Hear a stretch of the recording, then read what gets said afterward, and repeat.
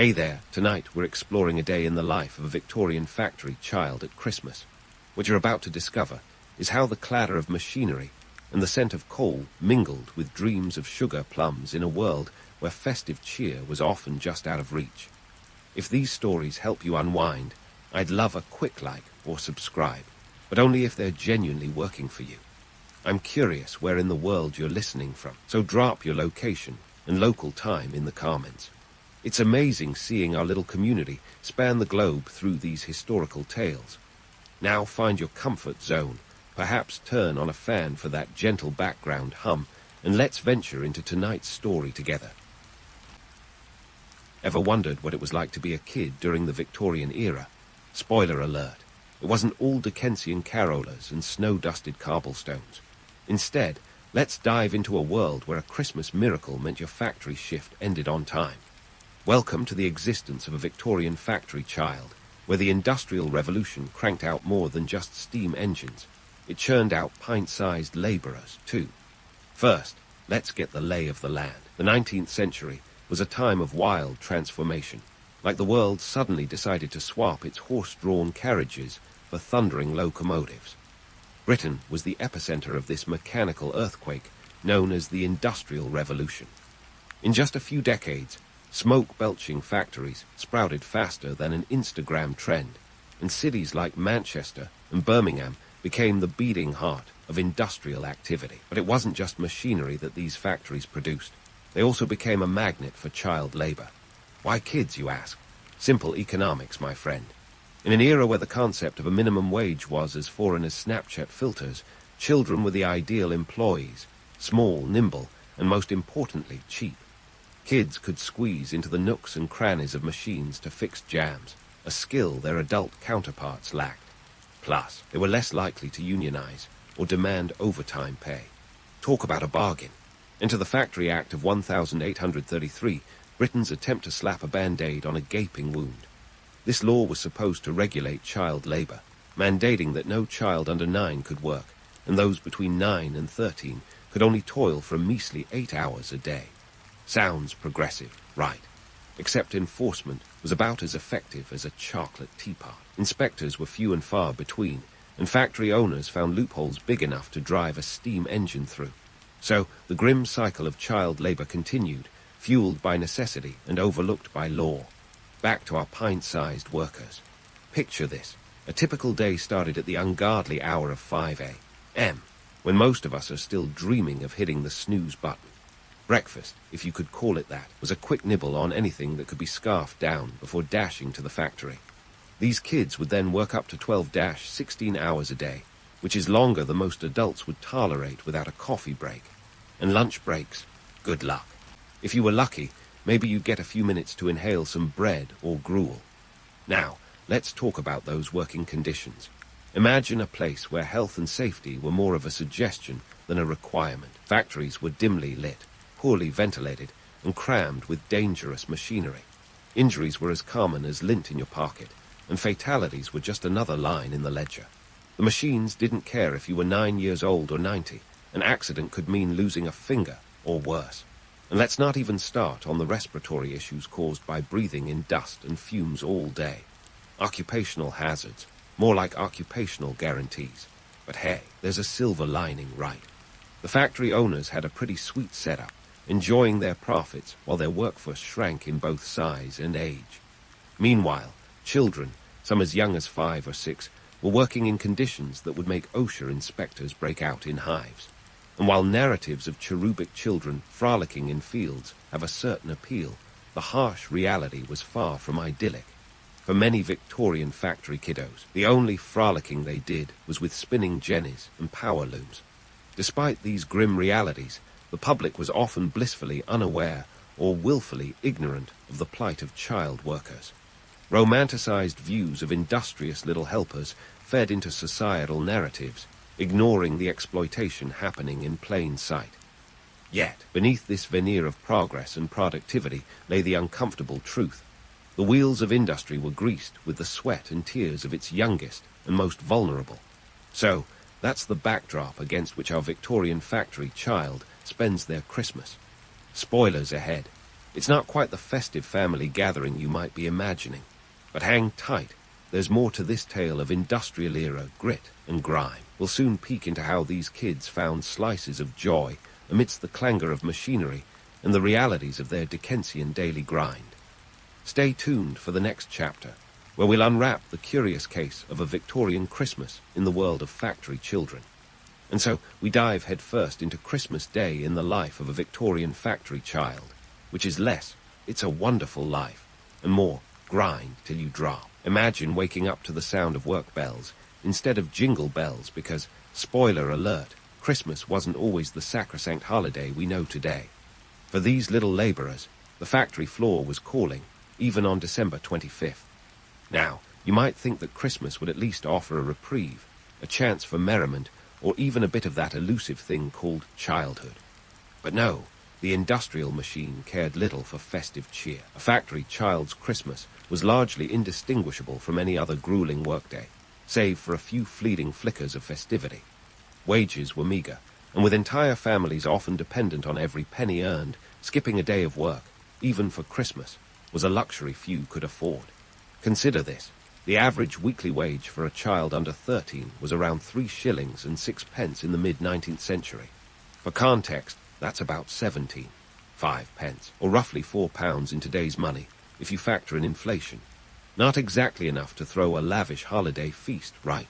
So, while the upper crust might have been indulging in grand Christmas dinners, these kids were lucky to get an orange or a small toy, if anything at all. That's right. A single orange, which today might seem like a vitamin-packed snack, was a rare treat back then, akin to finding a PlayStation 5 under the tree today. But why, you ask, did families continue to send their children to work under such punishing conditions? It wasn't out of a Dickensian thirst for cruelty, but rather a grim economic necessity. With adult wages often insufficient to support large families, child labor became a lifeline. The Industrial Revolution, for all its groundbreaking advances, had a dark underbelly, one that required every capable hand, no matter how small. And let's not forget the cultural norms of the time. The Victorian era was one of stark contrasts, where philanthropy coexisted with exploitation. The same society that revered the innocence of childhood in literature and art turned a blind eye to the harsh realities of child labor. Yet, in a twist of irony, these children were often seen as industrious little contributors to the family's income, a narrative that conveniently glossed over the exploitation involved. So, on Christmas, while the well-to-do were busy decking their halls, factory children were busy dodging the same spinning gears and clanging machinery that whirred away oblivious to the calendar date. There were no holiday breaks, no office parties. If they were lucky, they might get a half-day, but even that was contingent on the goodwill of their employer, a rare commodity in the industrial age. Despite the bleakness, these children managed to carve out small moments of joy. Picture them gathering around a humble candle after work, their coal-dust-streaked faces illuminated by the flickering flame. These gatherings were not about grandiose celebrations, but rather about finding solace in each other's company. It was in these quiet moments that the true spirit of Christmas, the sense of togetherness and hope, shone through, albeit faintly. Fast forward to today, and it's a whole different ballgame. The modern holiday season is a spectacle of consumerism, Black Friday and Cyber Monday leading the charge like the cavalry in a battle for bargains. People camp outside stores for the latest gadgets, while online shopping carts brim with gifts of every shape and size. It's a frenzy that will be utterly alien to our Victorian factory children, who would have marveled at the sheer abundance of it all. But before we get too smug about our modern-day festivities, it's worth reflecting on what we might have lost in the process. Sure, we've traded oranges for iPhones, but in our quest for more stuff, more sales, more everything, it's easy to overlook the simple joys that sustained those children through their harshest days. Maybe, just maybe, there's something to be learned from their resilience and ability to find light in the darkest of times. In the end, the tale of a Victorian factory child at Christmas is a complex tapestry woven with threads of hardship, resilience, and fleeting joy. It's a reminder that while the world has changed dramatically since then, the core themes of human endurance and the search for happiness remain as relevant as ever. So, as you hang your stockings and hum along to jingle bells, spare a thought for those who found ways to celebrate under far less jarly circumstances. Stay tuned, because this narrative is far from over. We've only scratched the surface of how these children lived and survived during the most wonderful time of the year. There's more to uncover in this Dickensian deep dive, so keep your eyes and ears peeled for the next installment, where we'll continue to unravel the realities of a Victorian factory child's Christmas experience. Now, let's shift the spotlight onto the people behind those dusty factory doors. Picture this, a bustling hive of activity where children as young as 5 rub shoulders with grizzled adults whose faces have seen more grime than a chimney sweep's brush.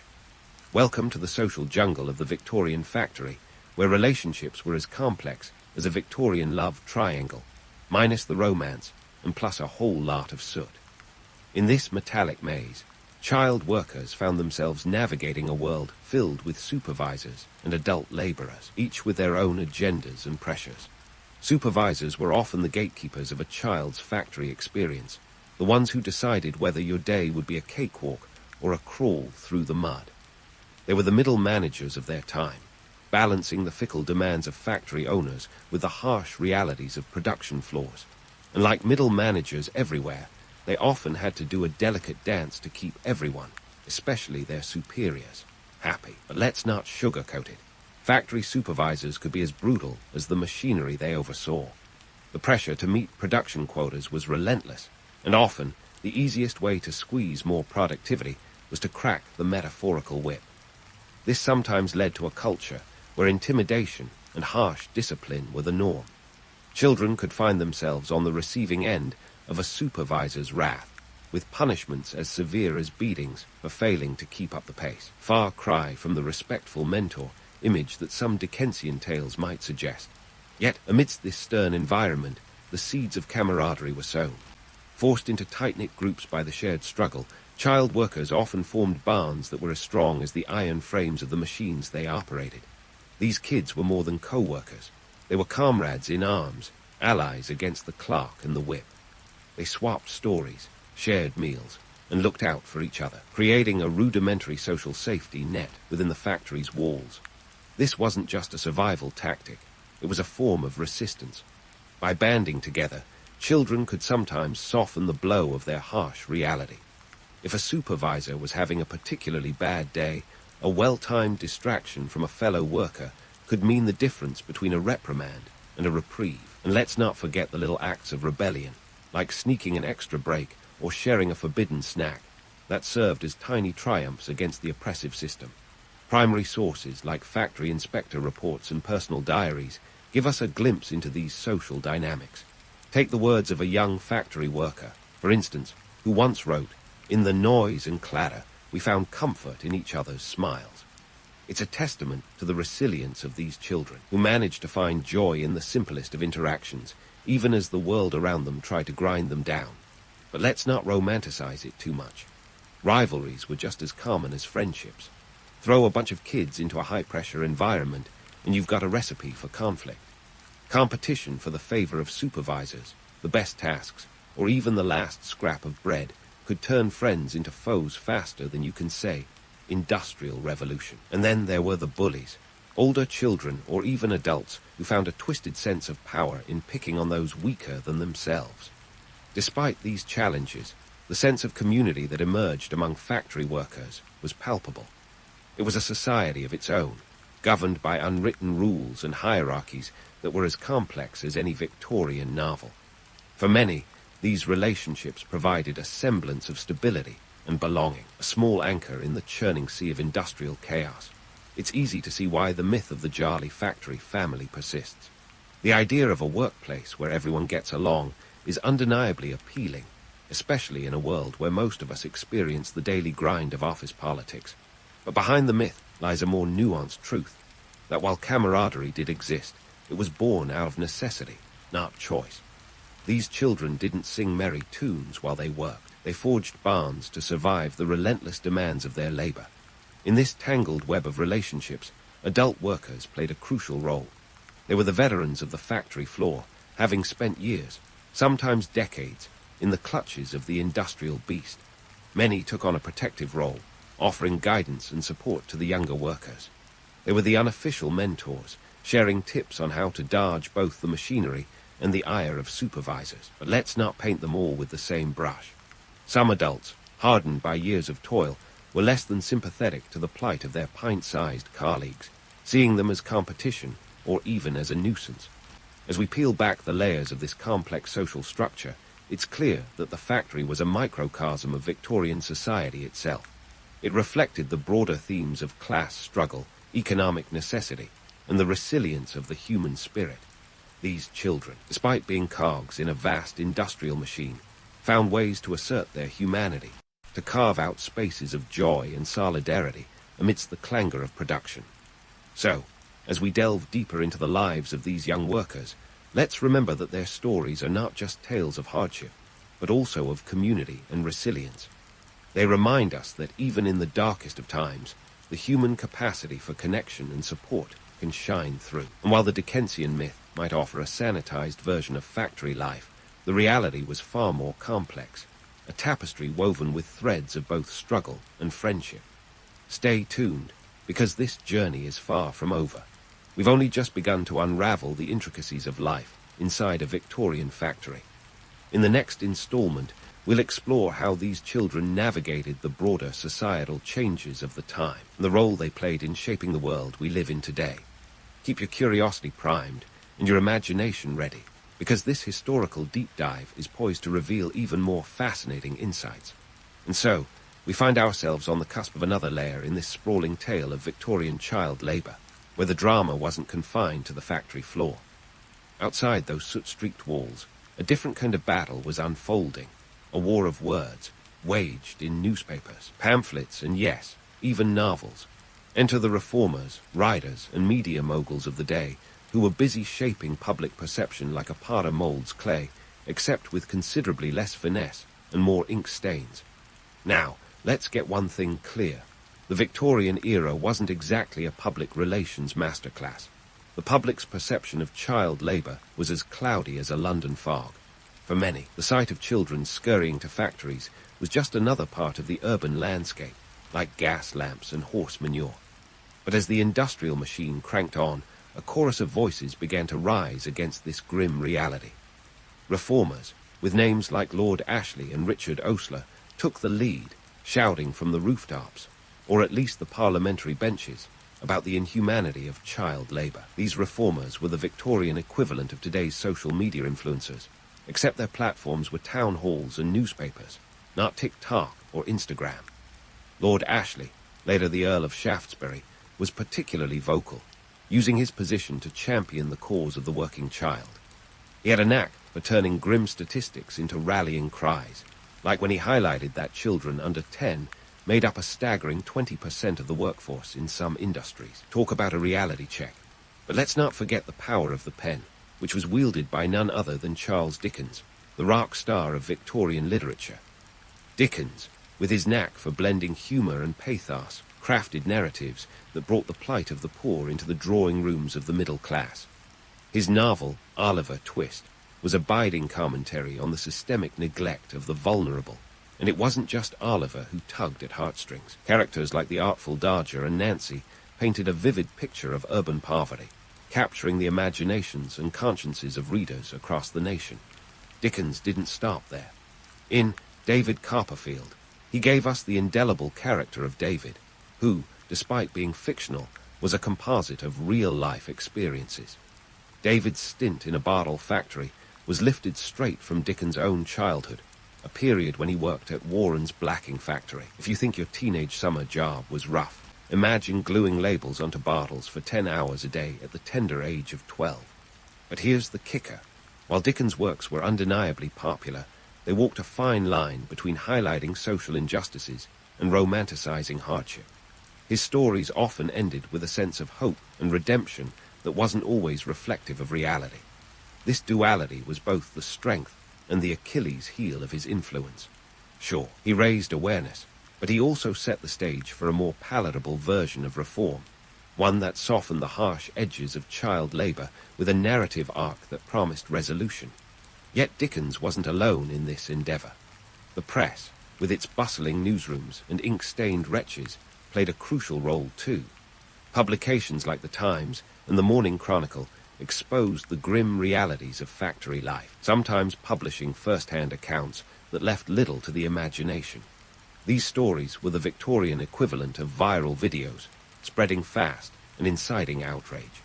Consider the infamous Sadler Report of 1832, which laid bare the inhumane conditions of child labour through first-hand testimony.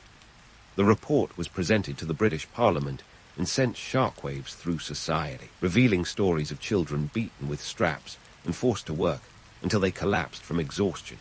The public was horrified, and for a moment it seemed like real change was within grasp. However, the gears of legislative reform turned slowly, much like the cumbersome machinery in those oppressive factories.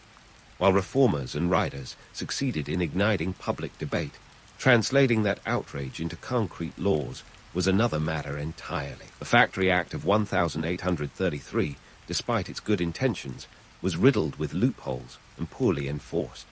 Inspectors were as rare as unicorns, and factory owners, ever the masterful dodgers of regulations, found ways to circumvent the law. This raises an uncomfortable question. Did these portrayals and reforms enact real change, or did they merely create a sanitized narrative of progress? While public sentiment shifted, the economic realities remained unchanged.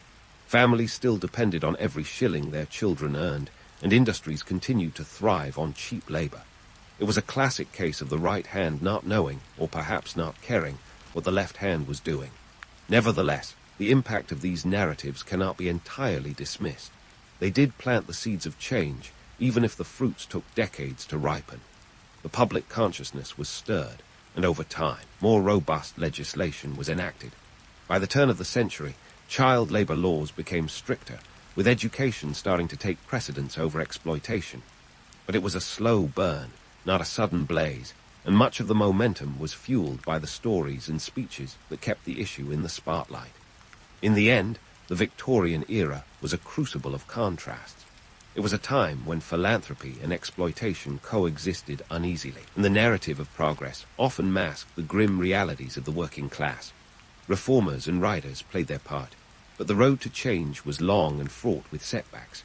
The journey from coal dust to classrooms was a winding one, marked by both triumphs and failures. So, while Dickens and his contemporaries may have offered a romanticized view of reform, they also kept the conversation alive. And in a world where silence often equated to complicity, that was no small feat. As we continue our exploration of Victorian child labour, let's not forget the power of narrative to shape history, for better or worse. The story is far from over, and there's much more to uncover in this Dickensian saga. Stay tuned, because the past has a few more secrets to reveal. Certainly, the Victorian era's tapestry of child labour was woven with threads that stretched far beyond the factory floors, echoing through the corridors of time to influence our modern world. As we dive into the legacy of this period, buckle up, because we're about to see how the grim realities of yesteryear laid the groundwork for the labour rights we often take for granted today. First things first, let's talk about the gradual, albeit glacial, shift towards stricter labour laws. The Victorian era didn't exactly hand out legal reforms like candy at a parade. It was more like pulling teeth, painful, slow, and often resisted by those with vested interests. But change did come, thanks in part to the relentless efforts of reformers and the mounting public pressure from those Dickensian narratives we discussed earlier. By the late 19th century, the tide was beginning to turn. The Factory Act of 1878 was a significant milestone, raising the minimum working age to 10 and improving conditions for young workers. It was hardly a panacea, but it was a start, a legislative baby step in a marathon that would span decades. As the 20th century dawned, the momentum for reform picked up speed. The Education Act of 1880 made schooling compulsory for children up to the age of 10, introducing a radical idea. Maybe, just maybe, kids should be in classrooms, not coal mines. By 1901, the minimum working age was raised to 12, a move that was both celebrated and resisted, depending on which side of the factory gate you stood. This shift was driven not just by a blossoming moral conscience, but also by evolving economic forces.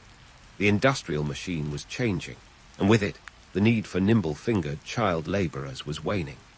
Advances in technology meant that machines, not children, could perform the repetitive tasks that once required small hands. It was a classic case of technology disrupting the status quo.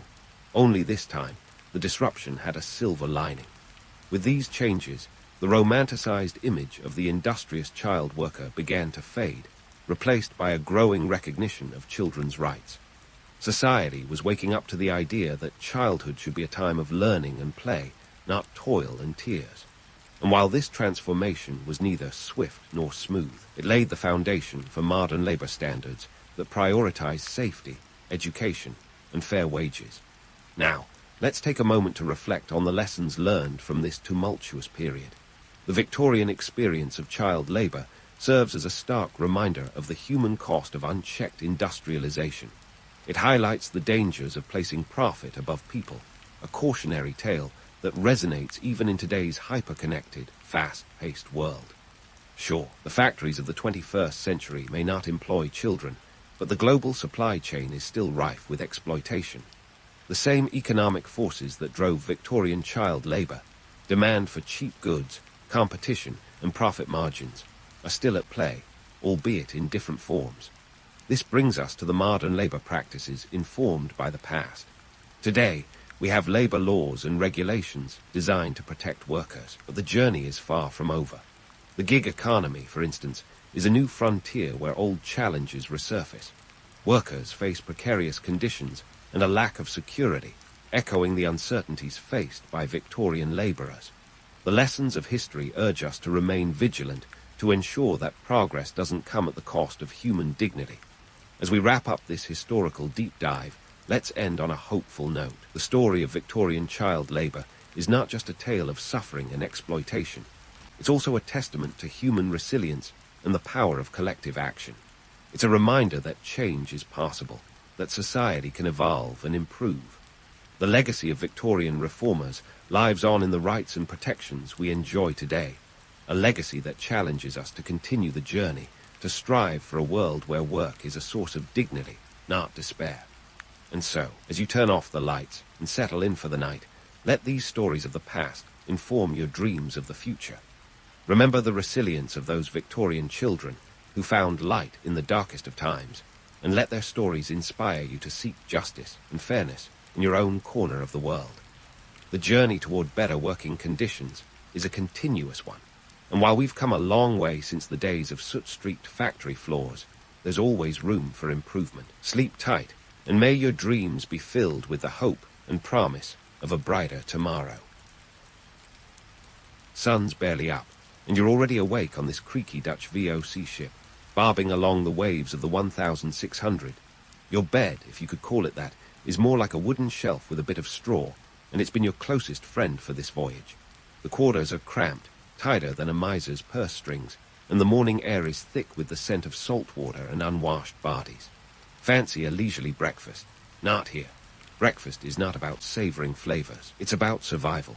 You roll out of your hammock in a space where personal bubbles don't exist, your feet landing on a floor that's just as hard as the hardtack you're about to eat. Ah, hardtack, the infamous ship's biscuit. It's essentially a baked square of flour and water, rock hard, and about as tasty as gnawing on a plank. Sailors say it's best if you can soak it in something before your teeth revolt, and if you're lucky, there might be a bit of salted meat to go with it. Don't get too excited, though. The meat's been preserved longer than your last haircut, and it's saltier than a sailor's language after a storm. As you munch on your breakfast, you can't help but notice the weevils that occasionally crawl out of the hardtack. Protein, right. You share this morning ritual with a crew of about 200 men, all of whom are here for the promise of riches in the East Indies, where spices like nutmeg and cloves are worth more than their weight in gold. Or at least that's what the Dutch East India Company, the VARC, has promised. The VOC is a behemoth of a company, founded in 1602, and it was the first to issue stock. They've got a monopoly on Dutch trade in Asia, and their ships are floating fortresses of commerce. But don't let the grandeur fool you. Life on board is a far cry from the riches and glory you imagined. Your day starts with the boatswain, the ship's taskmaster, barking orders. The boatswain's whistle is your alarm clock, and it pierces through sleep like a cannonball. Time to get to work. You're assigned to a variety of duties, depending on what the ship needs. Today, it's all hands on deck for maintenance, which means scraping barnacles off the hull or mending the sails. The discipline is as strict as the rations are sparse. The punishment for dereliction of duty or insubordination, it's swift and severe. Think a flogging with the cat o' 9 tails, a whip that could make even the toughest sailor cry uncle. And don't even think about stealing food, unless you fancy a trip to the brig. Now, let's talk hygiene, or the lack thereof. On this ship, cleanliness is the last thing on anyone's mind. Fresh water is more precious than diamonds, so showers are out of the question. Bathing in seawater isn't recommended unless you want saltier skin than a dried fish. Instead, sailors rely on a mix of superstition and what could loosely be called hygiene practices. For instance, shaving your head is popular, not just for ease, but to keep lice at bay. The ship's barber surgeon, who's as likely to cut your hair as your arm if you get scurvy, handles that. Toothbrushing, forget it. If you're feeling fancy, you might rub your teeth with a cloth. As for bathroom breaks, the head, located at the ship's bow, is an exercise in balance. It's basically a hole leading directly to the ocean, and using it in rough seas requires the dexterity of a tightrope walker. Despite these less-than-ideal conditions, morale is kept afloat by songs, stories, and the occasional ration of grog, a mix of water and rum that makes even the toughest day a bit more bearable. You might wonder why anyone would endure such hardship. The answer lies in the promise of wealth and the spirit of adventure. The VOC's ships are part of a global trade network that's as intricate as a spider's web. Spices, silk, porcelain, all these luxuries are wading across the ocean. They're the stuff of dreams back home, where you might own a humble plot of land if you're lucky. Out here, the world is wide open, and every sailor hopes to return with a ship full of goods that will make him rich beyond measure. As you slog through your duties, it's clear that life aboard a VOC ship is a constant battle against the elements, hunger, and monotony. But for now, you keep your eyes on the horizon, dreaming of the riches and adventures that await. The day is just beginning, and there's a long way to go before you rest your head on that wooden shelf again. Maybe by then, you'll have figured out how to make the hardtack a bit more palatable, or maybe not. Either way, the adventure continues. Now, as the sun climbs higher, and the ship's timbers groan under the weight of another day, the mid-morning chaos unfolds like an unending sea shanty of clashing priorities. You're knee-deep in the ship's hierarchy, and let me tell you, it's as complex as a 17th century Dutch painting. Of course, the officers have it significantly better. While you and your mates are busy making the deck shipshape, the officers are probably lounging in their cabins, sipping on something that's definitely not grog. It's a life of relative luxury, with meals that might even contain fresh food served on actual plates, not a hardtack crumb in sight. But don't get too envious. The officers have their own set of headaches, like navigating treacherous waters and dealing with the constant threat of mutiny. But more on that later. For now, let's stay focused on the economic engine that drives this floating behemoth. The Dutch East India Company, or VOC, wasn't just any old company. It was the Amazon of its time, a colossal monopolistic conglomerate with a fleet of over 150 ships at its peak. This wasn't just a business. It was an empire with its own army and a penchant for aggressive expansion. The VOC's profits were as astronomical as the stars the navigators used to guide the ship. Between 1602 and 1796, the company sent more than 2 million Europeans to work in the Asia trade, and its ships made thousands of voyages to the East Indies. We're talking about profits that made today's billionaires look like paupers. Nutmeg, for instance, was worth more than 10 times its weight in gold. You could buy an entire house back in Amsterdam with just a sack of the stuff. Yet, here you are, a humble sailor earning a pittance. Your wages, maybe 10 to 15 guilders a month, if you're lucky. Adjusted for inflation, that's barely enough to buy a decent pair of shoes today. The officers, on the other hand, were making out like bandits, sometimes pulling in as much as 100 guilders monthly. It's like the world's most lopsided seesaw, with you and the rest of the crew perpetually stuck at ground level. So why stick around? Why endure the cramped quarters, the monotonous meals, and the constant threat of disease? Well, the company did offer opportunities for advancement, albeit slim ones. If you survived a few voyages and kissed the right boots, you might climb the ranks.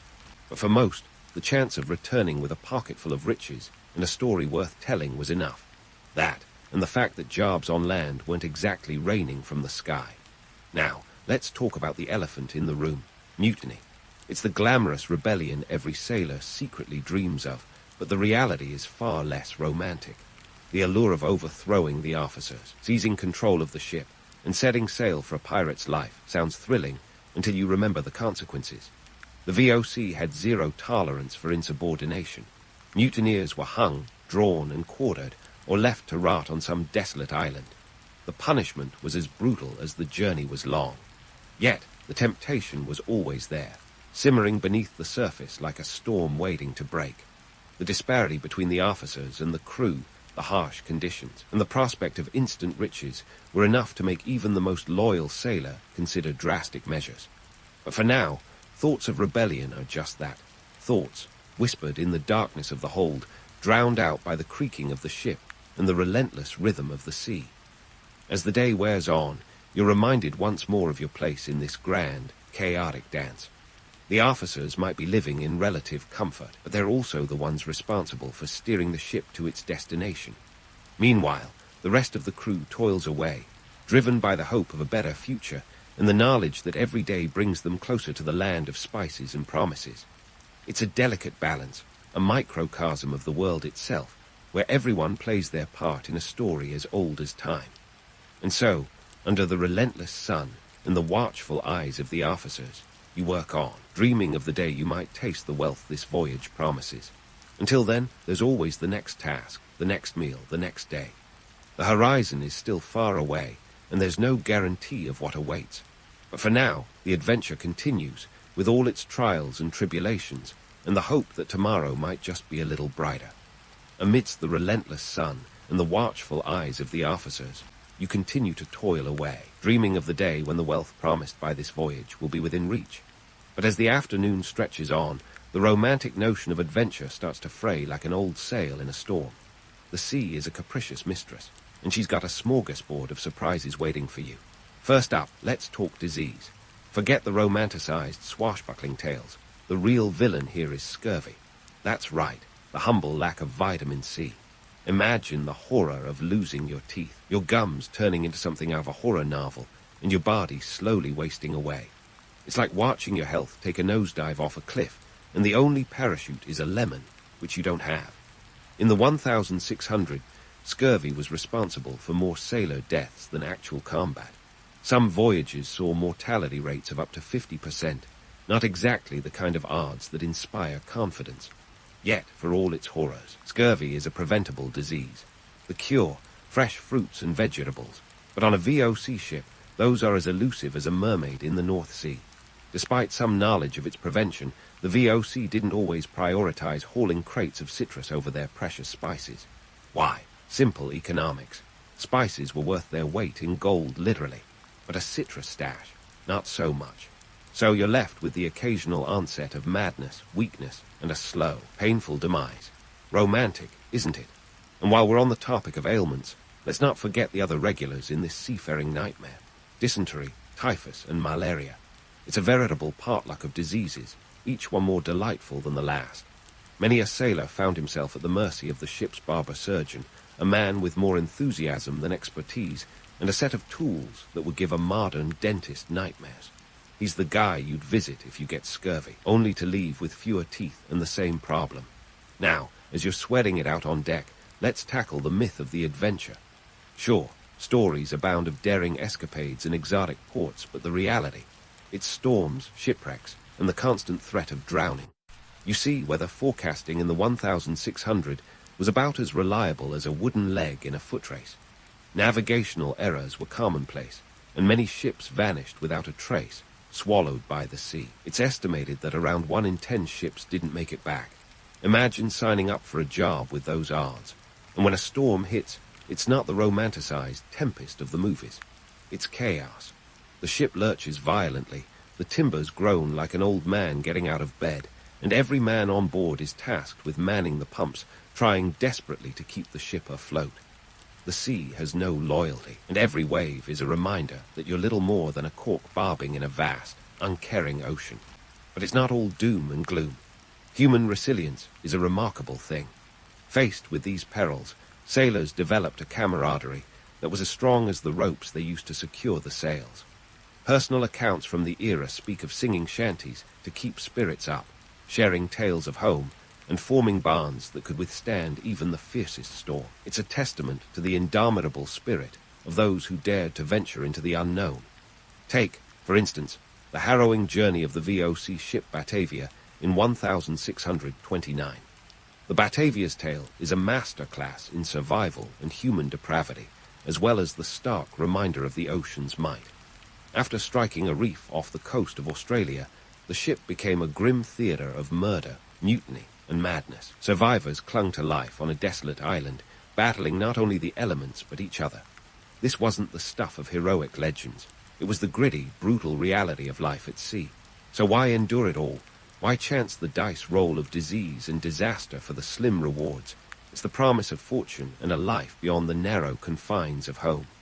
The VOC offered a chance, albeit a slim one, at a better existence. For many, it was a choice between the sea's uncertainties and the certainties of poverty on land. Besides, the sea had a way of getting under your skin, calling to you like a siren until you couldn't imagine life without it. In the end, life aboard a Dutch VOC ship in the 1600 was a relentless cycle of hope and hardship. It was a dance with danger, a gamble against the odds, and a test of endurance. The afternoon wears on, the sun begins to dip, and you're left with the realization that adventure is a double-edged sword. The journey is far from over, and the perils are as unpredictable as the next gust of wind. But for now, you'll keep your eyes on the horizon, your heart set on the promise of what lies beyond. And perhaps that's the greatest adventure of all. As twilight blankets the sea in hues of orange and purple, you find yourself on the cusp of that peculiar shipboard twilight zone, caught between the relief of a day's labor ending and the dread of another night aboard this floating purgatory. You've been dreaming of wealth and adventure, sure, but right now you'd settle for a little elbow room and a moment's peace. The cramped quarters are like a can of sardines, if sardines had to worry about scurvy and mutiny. Privacy, that's as rare as a fresh apple here. Your sleeping space is barely wide enough for a good stretch, and every cough, snore, or groan from the sea-weary crew echoes like a chorus of misery. The ship can accommodate around 200 souls, but when you're packed in tighter than a miser's wallet, it feels like double that. Yet, there's a flicker of camaraderie that pierces the gloom. As the sun dips below the horizon, the crew gathers on deck, drawn by the primal need for human connection. This is where the social life of the ship comes alive, albeit in a form that's as rough around the edges as the men themselves. Storytelling becomes the ship's Netflix, and the tales range from the fantastical to the downright bawdy. Songs, too, play a vital role. Sea shanties, those rhythmic chants that help keep the rowing in time and the spirits buoyed, are the lifeline of morale. They're catchy, crude, and packed with all the salty humor you'd expect from a bunch of seafaring roughnecks. It's not just entertainment, it's a survival mechanism, a way to knit together the fabric of this motley crew. And let's not forget the grog. It's the great equalizer, a liquid courage that helps you forget your sore muscles and the looming specter of disease. This watered-down rum is doled out in careful rations, just enough to take the edge off without inviting chaos. Too much, and you risk a hangover that feels like a cannonball to the skull, an indulgence few can afford given the next day's labor. But here's the twist. While camaraderie is a balm for the soul, the threat of punishment hangs like the sword of Damocles. The VOC's discipline is as unyielding as the ocean itself. Break the rules, and you could find yourself at the business end of a cat o' nine tails, a whip that delivers 9 times the agony with each lash. It's enough to keep even the most rebellious sailor in line, most of the time. The psychological toll of life at sea is an invisible anchor, dragging you down with each passing day. Months away from home, isolated from the world, with only the horizon as your constant companion, it's easy to see why some men crack like old timber. The mind plays tricks in the endless expanse of the ocean. Paranoia can brew faster than the grog. For some, the monotony is a slow poison. Days blend into one another, a never-ending loop of labor and longing. The promise of riches seems a distant dream, overshadowed by the daily grind. The lack of fresh food, sleep, and personal space gnaw at your spirit, turning hope into a fragile thread. Yet every sailor clings to that thread, knowing that the end of the voyage might just bring fame, fortune, or at least a story worth telling. After all, the VOC's ships are the lifelines of an empire built on the spice trade, each vessel a cog in a machine that fuels the Dutch Golden Age. The spices they carry, nutmeg, cloves, cinnamon, aren't just commodities, they are the currency of power. And so, as the ship rocks gently under the starlit sky, you find solace in the small moments of camaraderie, the shared songs, and the whispered stories of lands far away. It's a brief respite from the harsh realities of life at sea, a reminder that even in the bleakest circumstances, humanity finds a way to shine through. As the night deepens, you drift into a restless sleep, cradled by the creaking lullaby of the ship. Tomorrow, you'll rise to another day of toil, another round of hardtack and salt meat. But for now, under the vast canopy of stars, you dream of the riches and adventures that lie beyond the horizon. It's a fragile hope, but it's enough to keep you going. After all, in the grand tapestry of history, it's not just the destination that matters, but the journey itself. As you drift into a restless slumber, rocked by the ship's gentle sway, it's easy to ponder the vast consequences of this maritime life. The Vark, with its fleet cutting through the world's oceans, was more than just a trading company. It was a global powerhouse. This was the 17th century's equivalent of a megacorporation, a behemoth that didn't just dip its toes into international waters. It owned the whole ocean. But let's not get lost in romantic notions of treasure chests and exotic spices. The VOC's legacy is as complex as a tangled net, catching both the glorious and the grim. First, let's talk trade. The VOC didn't just trade goods, it reshaped the global economy. We're talking about a company that, at its peak, was valued at around 78 million Dutch guilders, equivalent to about $7.9 trillion today. That's right, trillion with a T. This was no mom-and-pop spice shop. It was the Amazon of its day, with a reach that spanned continents. The VOC established a trade monopoly that was both a marvel of economic prowess and a nightmare of ruthless capitalism. We're talking about a company that could make or break entire regions with its trade policies, a testament to the power of commerce in shaping world history. But what about the cultural exchanges? The VOC's ships were like floating cultural melting pots, bringing together crew members from across Europe and the colonies. This wasn't an early version of a multicultural festival, though. Sure, there were exchanges of ideas and customs, but they were often overshadowed by the more pragmatic concerns of profit and survival. The VOC's voyages facilitated the spread of goods, languages, and even culinary practices. Did you know that the Dutch brought coffee to Europe from the Middle East? Imagine a world without coffee, a terrifying thought for many. Yet, these cultural exchanges weren't always harmonious. The VOC's presence in Asia led to the imposition of Dutch culture, and in many cases, the erasure of indigenous practices. The company's aggressive policies often resulted in cultural imperialism, where local customs were trampled under the weight of European expansion. The island of Java, for instance, saw its social fabric altered as the Dutch imposed their rule. So while the VOC did bring cultural diversity, it was often at the cost of local traditions and autonomy. Now, let's dive into the environmental consequences. The VOC's insatiable appetite for resources led to widespread environmental changes. The Spice Islands, rich in nutmeg and cloves, were transformed into monoculture plantations, with little regard for ecological balance. Forests were cleared, ecosystems disrupted, all in the name of profit. The environmental footprint of the VOC was as vast as its fleet, leaving a legacy of ecological disruption that would echo through the centuries. And what about the darker side of this trade empire? The VOC's dominance was built on a foundation of exploitation and violence. The company didn't just trade goods, it traded in human lives, with a workforce that included enslaved laborers. The VOC's operations in the East Indies often relied on forced labor, a grim reminder of the human cost of economic expansion. This wasn't just about spices. It was about power, control, and the relentless pursuit of wealth, often at the expense of basic human dignity. Fast forward to today, and the VOC is often remembered with a sense of nostalgia, a time when the Dutch ruled the waves. But this romanticized view glosses over the gritty realities. The VOC's legacy is a tapestry woven with threads of innovation and exploitation, cultural exchange and imperialism. economic growth, and environmental decay. It's a story that defies simple categorization, much like the lives of the sailors who risked everything for a shot at fortune. Yet, for all its complexities, the VOC's impact on world history is undeniable. It laid the groundwork for modern capitalism, demonstrating the power of commerce to transcend borders and shape destinies. The global trade networks established by the VOC paved the way for future economic systems, influencing everything from stock markets to supply chains. The company's story is a cautionary tale, a reminder of the double-edged nature of progress.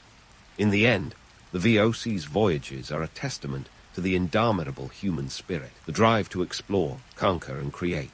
But they're also a stark reminder of the cost of ambition unchecked by ethical considerations. As you lie in your hammock, the ship creaking softly around you, it's worth pondering how these lessons from the past resonate today. The VOC's legacy is as vast and tumultuous as the seas it once sailed, a complex narrative of triumph and tragedy, innovation and exploitation, a mirror reflecting the best and worst of humanity. And as the ship rocks gently beneath the starlit sky, you can almost hear the echoes of those who came before, their stories woven into the fabric of history. It's a story that continues to unfold, as relevant today as it was in the age of sail. So, as you drift off to sleep, remember that history isn't just a collection of dates and names. It's a living narrative, one that we're all a part of. And perhaps, in understanding the past, we can navigate the future a little more wisely. In the dusty corridors of history, where mummies and pyramids vie for tourist dollars, stands the towering figure of Ramses II, a man whose life reads like a blockbuster script of ancient Egypt. This guy wasn't just another pharaoh who got his name etched into stone. He was Egypt's answer to a rock star, complete with all the drama, opulence, and yes, a touch of divine endorsement. Born in 1303 BCE, Ramses II was destined for greatness, or at least, that's what his father, Seti I, had in mind.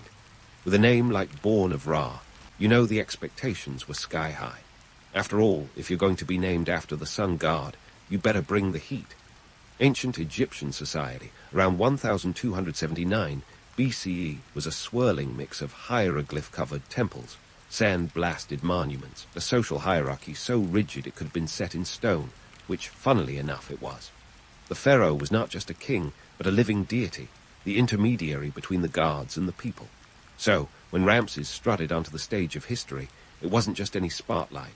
It was the high beam of divine authority. But let's rewind to Ramses' early life, where the familial chaos was worthy of a reality show. Imagine a household with potentially over 100 siblings. Yes, you heard right. Pharaohs weren't exactly known for their family planning. Ramses' dad, Seti I, was a busy man, both on the battlefield and in the bedroom. This chaotic brood was not just about sibling rivalry. It was about survival of the fittest. Young Ramses had to stand out in this royal circus, and he did so with aplomb.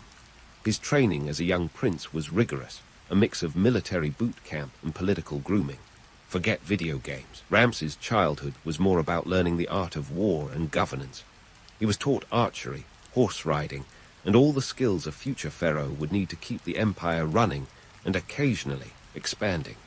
If he wasn't mastering the chariot, he was likely learning the intricacies of diplomacy and statecraft, an ancient version of the ultimate multitasker. Seti I was no slouch himself. He was a successful pharaoh and a doting father who was keen on ensuring his son was ready to take the reins. The old man had already given Egypt a taste of prosperity and stability, and he wanted to pass on the baton, not drop it. So he brought Ramses along on military campaigns. Picture a father-son bonding trip, but instead of fishing rods, they were wielding swords. These experiences were not just about conquering new lands. They were lessons in leadership, strategy, and sometimes the fine art of intimidation. Ramses officially ascended to the throne in 1279 BCE, a year his PR team would have marketed as the beginning of an epic saga. His coronation wasn't just a ceremony, it was an event. Hundreds of courtiers, officials, and priests celebrated, cementing his place as the head honcho. Yet, despite the fanfare, Ramses knew the real work was just beginning.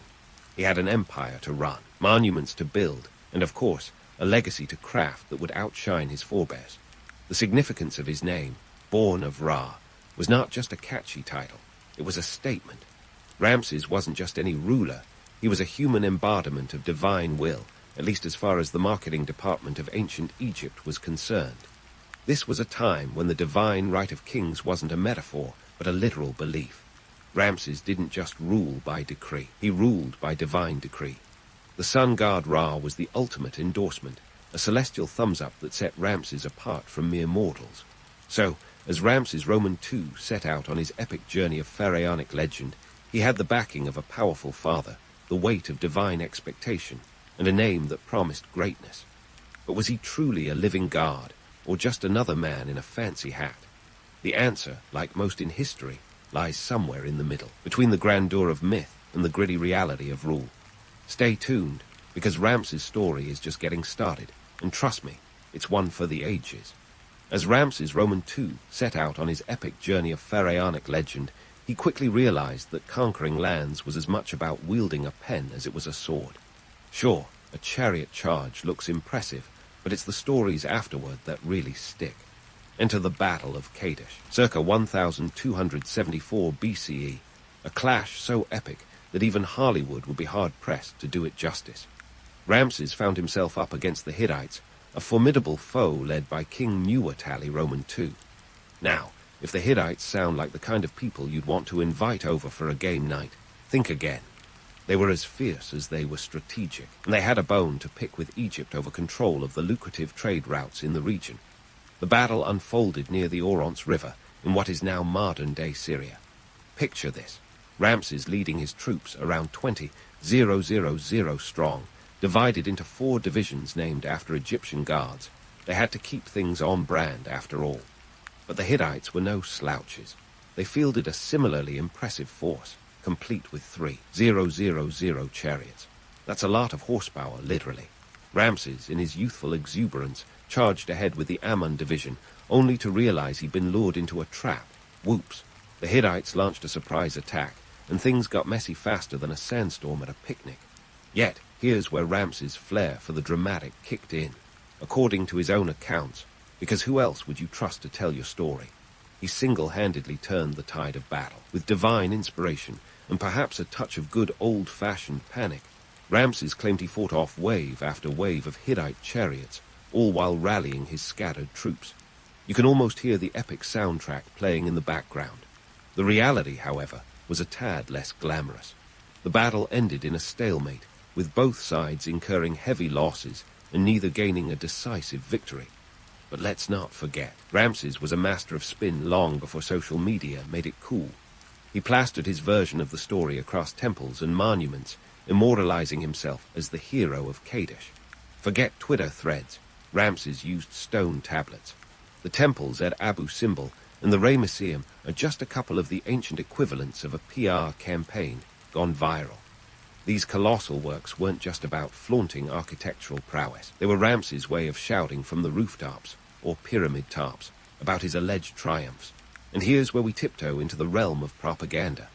Ramses' carvings and inscriptions were less about factual reporting and more about crafting a legend. Sure, his artistic depictions showed him as the lone warrior god, but back in reality, the Hittites weren't exactly quaking in their sandals. They knew the battle was a draw, and eventually both sides agreed to the first recorded peace treaty in history. It's a testament to Ramses' charisma that he managed to spin a diplomatic compromise into a personal victory. Talk about making lemonade from lemons. But Ramses didn't stop at military exploits. He was also an architectural visionary. The man had a penchant for grandiosity that would make even the most ambitious real estate moguls blush. Take the temples at Abu Simbel, for instance. These weren't just religious sites. They were massive billboards in stone, declaring Ramses' greatness for all eternity. He wasn't just building for his contemporaries. He was crafting a legacy for generations to come. The temple's facades, featuring colossal statues of Ramses, were like ancient selfies, ensuring his face would be remembered long after the last chisel had struck the stone. The kicker: Ramses wasn't just building for posterity. He was also creating jobs. In a society where the economy was largely agrarian, his monumental projects provided employment for thousands. Stonecutters, engineers, laborers, all had a place in Ramses' grand vision. It wasn't just about ego. It was about economic savvy. His construction projects were ancient Egypt's version of a New Deal, boosting the economy while also cementing his status as the king who could do no wrong. Yet, even as he carved his name into history, Ramses had to contend with the practicalities of rule. He might have been the poster child for divine kingship, but he was also a savvy politician who knew how to work a room or an empire. Peace with the Hittites meant trade could flourish, and Ramses wasn't one to let a good business opportunity slip by. With gold, grain, and luxury goods flowing between empires, his reign saw a period of prosperity that was as much about shrewd diplomacy as it was about military might. So, as Ramses strutted through his empire, basking in the glow of his own legend, he was more than just a ruler. He was a storyteller, a builder, and above all, a master of his own narrative. The battlefields may have been littered with the debris of war, but in the halls of history, Ramses stood tall as the pharaoh who turned a stalemate into a saga. It's a story that shows the power of perception, a tale that continues to captivate and confound, reminding us that history is as much about the stories we tell as it is about the events themselves.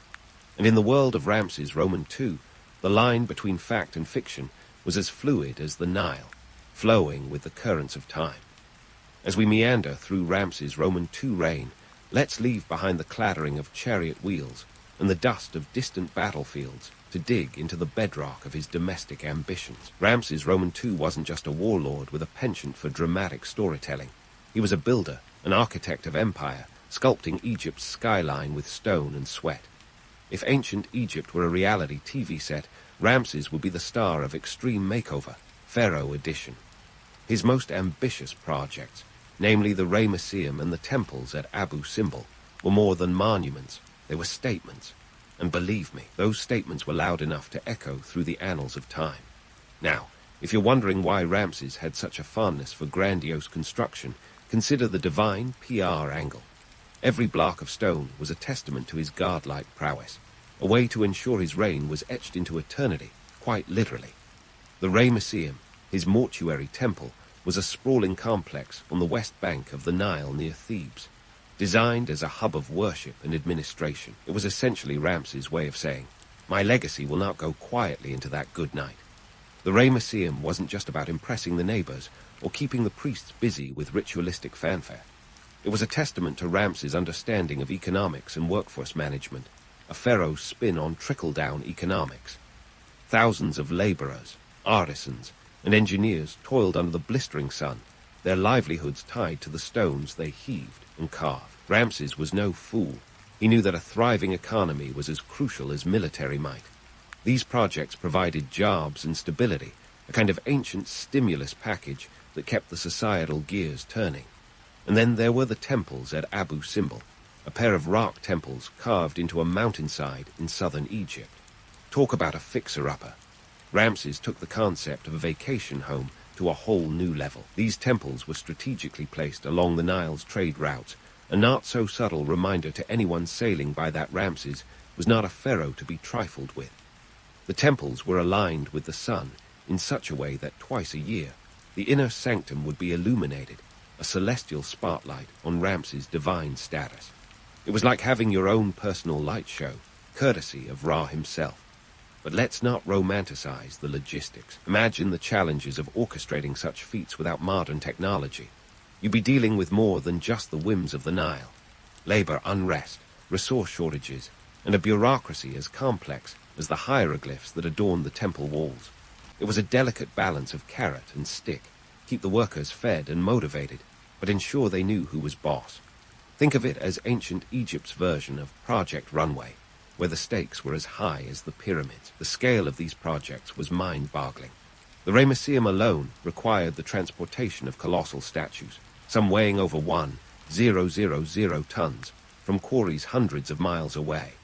That's one heavy delivery fee. And let's not even start on the logistics of feeding and housing the workforce, a challenge akin to running a small city.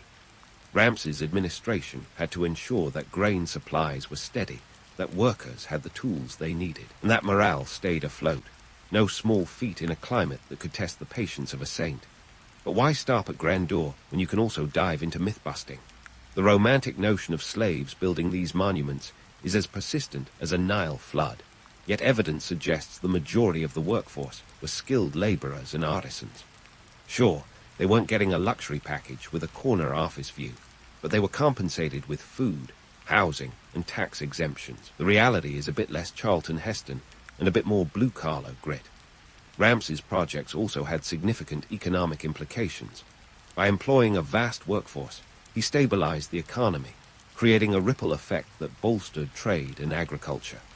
His reign saw the prosperity of Egypt's breadbasket regions, with surplus grain traded for luxury goods like cedar wood from Lebanon and lapis lazuli from Afghanistan. You could say Ramses was as much a businessman as a king, ensuring that Egypt's coffers were as full as its granaries. Yet, beneath the layers of stone and propaganda, Ramses' building spree was a gamble. It was a testament to his vision, yes, but also to his hubris. Each block laid was a declaration of immortality, a defiance of time itself. But as history loves a good twist, the temples at Abu Simbel were eventually threatened by the very river they celebrated. By the 1960s, the construction of the Aswan High Dam threatened to submerge them beneath Lake Nasser. In a twist of irony, Ramses' eternal monuments were saved by an international effort, dismantled and relocated to higher ground, proving that even when the pharaoh himself couldn't defy nature, global cooperation could. As Ramses continued to build his legacy, he had to navigate the intricacies of statecraft and diplomacy. His domestic policies extended beyond stone and mortar. They touched on governance, religion, and societal norms. The building projects were as much about consolidating power as they were about religious devotion. By aligning himself with the gods in tangible ways, Ramses reinforced the divine mandate that justified his rule. It was the ultimate power play, a psychological masterstroke that kept the societal structure in place. So, as Egypt thrived under Ramses' rule, the pharaoh stood as a testament to the duality of leadership, part deity, part CEO, with a dash of showmanship for good measure. His monuments were more than relics. They were chapters in a story that blended myth and reality, reminding us that history is shaped as much by the stories we tell as by the stones we lay. Stay tuned, because Ramses' tale is far from over, and the next act promises intrigue, legacy, and maybe a few more surprises from the annals of ancient Egypt.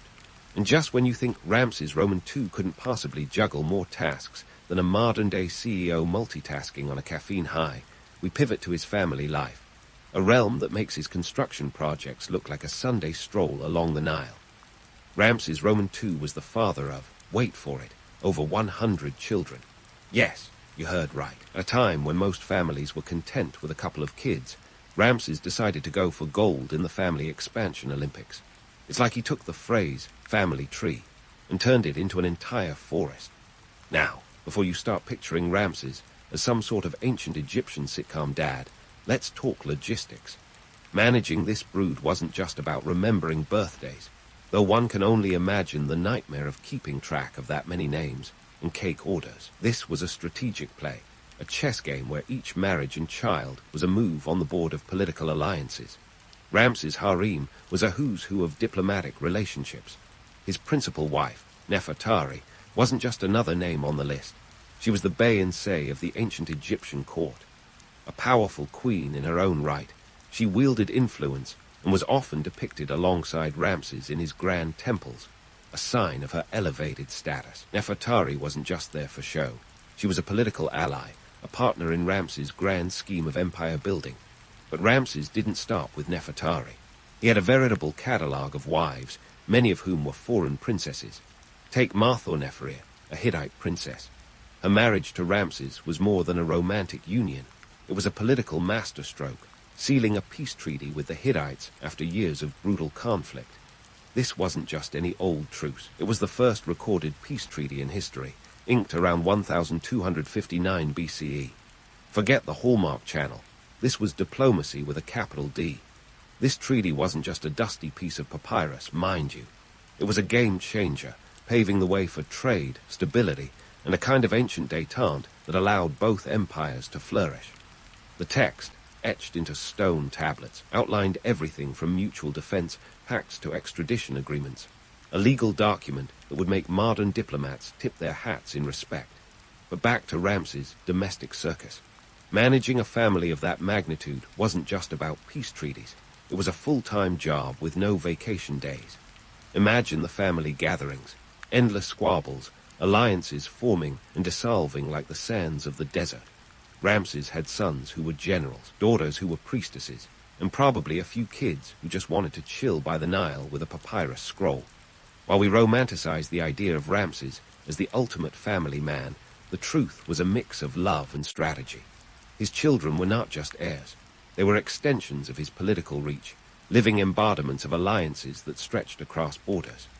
This web of familial ties was intricate, a testament to Ramses' knack for blending personal and political. And let's not sugarcoat it.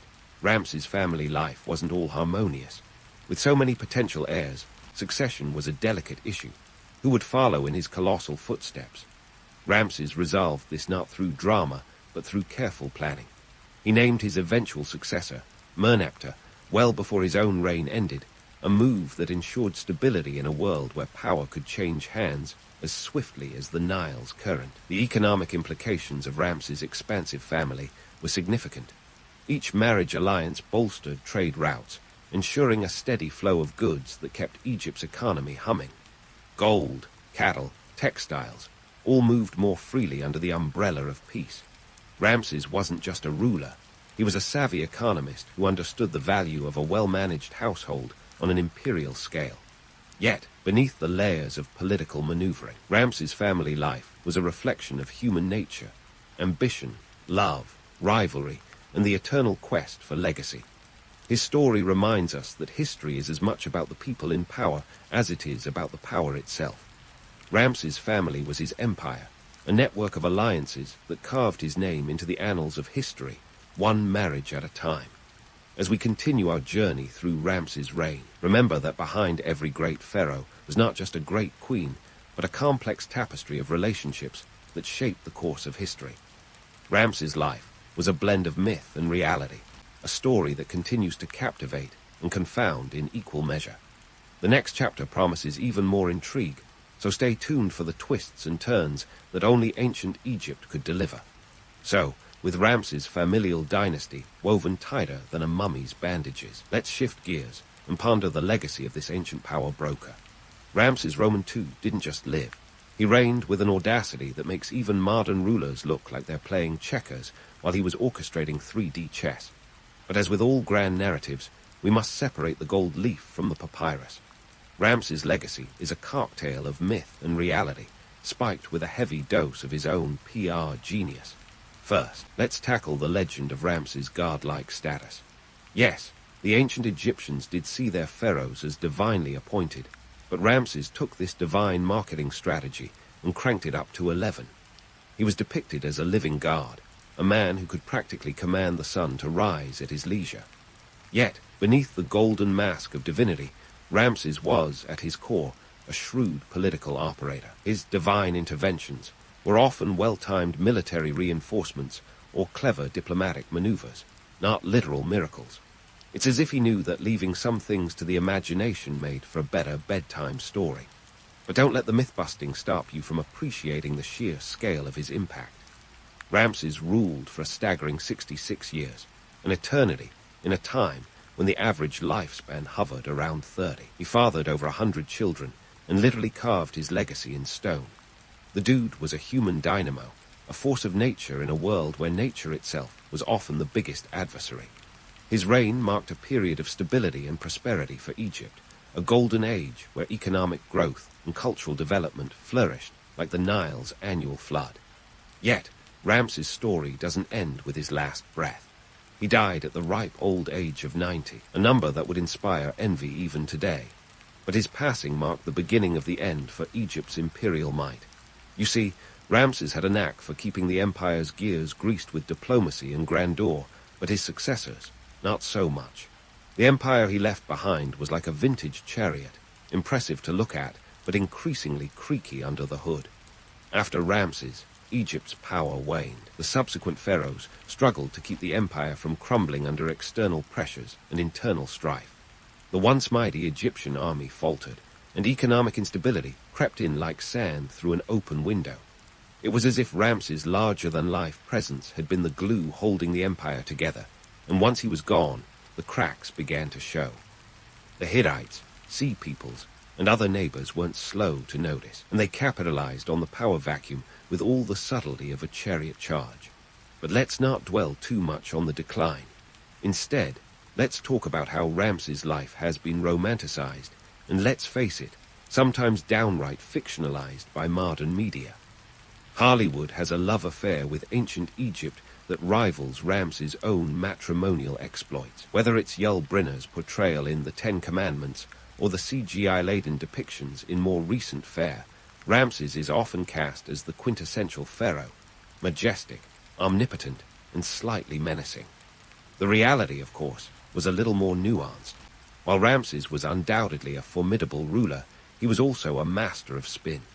His inscriptions and monuments paint a picture of an unbeatable hero, but history reveals a more human side, one of strategic compromises, diplomatic finesse, and yes, the occasional military blunder. The Battle of Kadesh, for instance, was spun into a tale of victory despite being a draw at best. Ramses understood that perception could be as powerful as reality, a lesson that remains relevant in our media-saturated world. So, as we wrap up this whirlwind tour of Ramses' life and legacy, let's take a moment to appreciate the man behind the myth. He was a ruler who embraced the theatricality of power, using it to secure his place in history.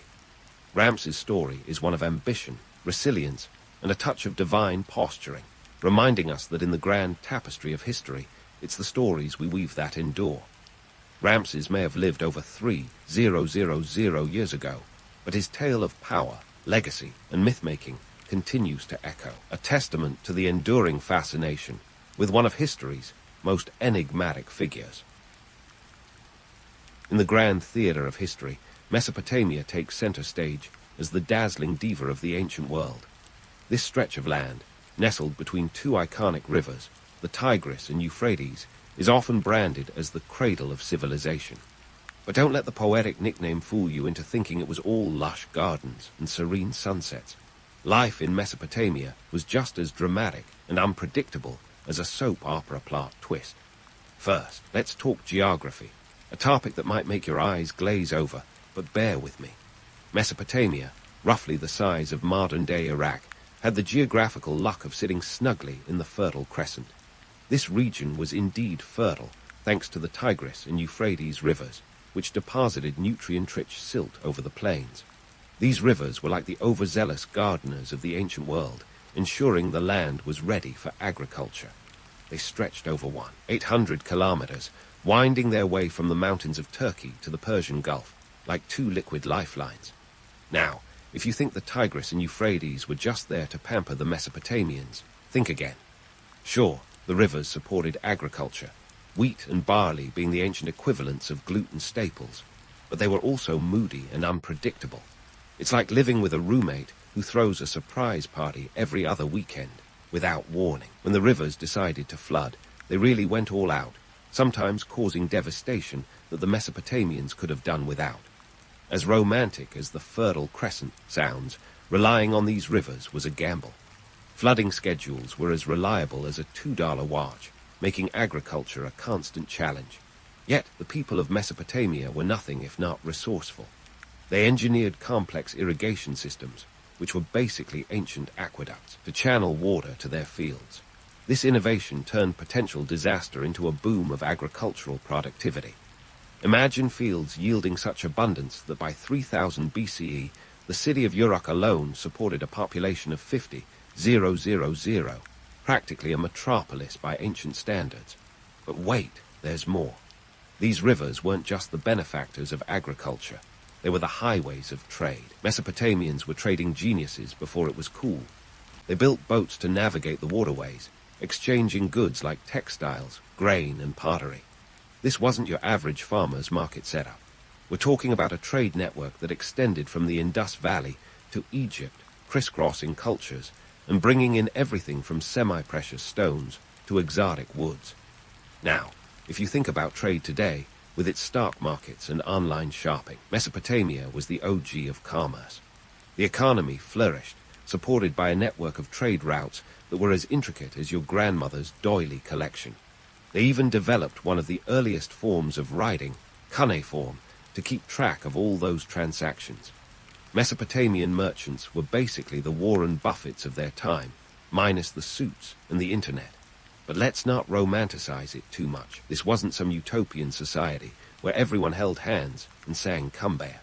The unpredictability of the rivers meant that sometimes entire crops were destroyed, leading to food shortages and the kind of economic downturns that could make a Wall Street crash look like a minor hiccup. The same rivers that brought wealth and prosperity could also bring ruin. It's the kind of irony that only history can serve up with a straight face. So, while the Fertile Crescent is often painted as an idyllic paradise, the reality was far more complex. It was a place where innovation met adversity, where prosperity hung in a delicate balance with disaster. Mesopotamia wasn't a cradle gently rocking civilization to sleep. It was more like a roller coaster ride with no seatbelts, where the only constant was change. In sum, Mesopotamia was a land of contradictions. It was fertile yet fickle, advanced yet vulnerable. The Tigris and Euphrates were both benefactors and potential nemeses, and while they set the stage for an economic boom, they also ensured that life was anything but predictable. Mesopotamia, in its grandeur and its chaos, was a testament to the resilience of human ingenuity in the face of nature's whims. And that, my friends, is why this ancient land still captures our imagination today, warts and all. Now, speaking of complexity and chaos, let's dive into the swirling world of trade networks in ancient Mesopotamia. Imagine trying to run an extensive trade network without Google Maps or FedEx tracking numbers. That was the daily grind for Mesopotamian merchants, who somehow managed to orchestrate a thriving economy despite the logistical nightmares that would have sent any modern-day supply chain manager spiraling into a panic. First up, let's talk about the Royal Road. No, it's not the title of a fantasy novel, but a real-life game-changer in the realm of ancient transportation. This road was the Silk Road's older cousin, a major artery of commerce stretching from the heart of Mesopotamia all the way to the reaches of the Persian Empire. It was like the I-95 of the ancient world, minus the rest stops and fast food joints. The Royal Road spanned a staggering 700 kilometers, connecting the Persian capital of Susa to Sardis in modern-day Turkey, and it was as crucial to trade as Wi-Fi is to a modern coffee shop. The Royal Road wasn't just a path for dusty merchants and their camels. It was a lifeline for the exchange of goods, culture, and ideas. We're talking textiles, grains, and metals, basically the Amazon of antiquity, minus the prime membership. Textiles, in particular, were a hot commodity. Mesopotamian weavers were the fashionistas of the ancient world, producing luxurious fabrics that were the envy of neighboring lands. If you think fast fashion is new, think again. These weavers were cranking out textiles that would make even the trendiest brands green with envy. And let's not forget grains, the bread and butter, quite literally, of Mesopotamian trade. Barley and wheat were the staple exports, fueling the economies of distant lands. Picture this: vast caravans loaded with sacks of grain, trudging along the Royal Road, feeding the hungry mouths of empires. It was like the ancient version of a food delivery service, just without the app or the tip. But trade in Mesopotamia was not just about goods. It was a cultural exchange on steroids. The movement of merchants and their wares facilitated the spread of innovations like riding and the wheel. Yes, the wheel. That round contraption we take for granted today was a Mesopotamian brainchild, revolutionizing transportation and trade. It was the original spin on progress, quite literally moving civilization forward. The wheel and riding were like the dynamic duo of ancient innovations, spreading across cultures and transforming societies. Imagine a world where the invention of riding allowed merchants to record transactions, transforming trade from a handshake deal to a documented agreement. Cuneiform tablets became the receipts of the ancient world, ensuring that merchants got what they were promised, or at least had a clay tablet to wave in protest. It was a bureaucratic revolution that would make any accountant giddy with joy. But let's not sugarcoat it. Trading in ancient Mesopotamia was no walk in the park. The lack of modern conveniences like GPS made navigation a Herculean task. Merchants relied on the stars and landmarks to guide their way, and let's just say, one wrong turn could mean ending up in the middle of nowhere, literally. Imagine trying to explain to your boss why the shipment is late because you took a left at the wrong sand dune. Not exactly a career highlight. The logistical headaches didn't stop there. The threat of bandits was ever present, turning every trade mission into a high-stakes adventure. Picture highwaymen lurking in the shadows, ready to relieve merchants of their precious cargo. It was a dangerous game of cat and mouse, where only the savvy and the well-protected survived.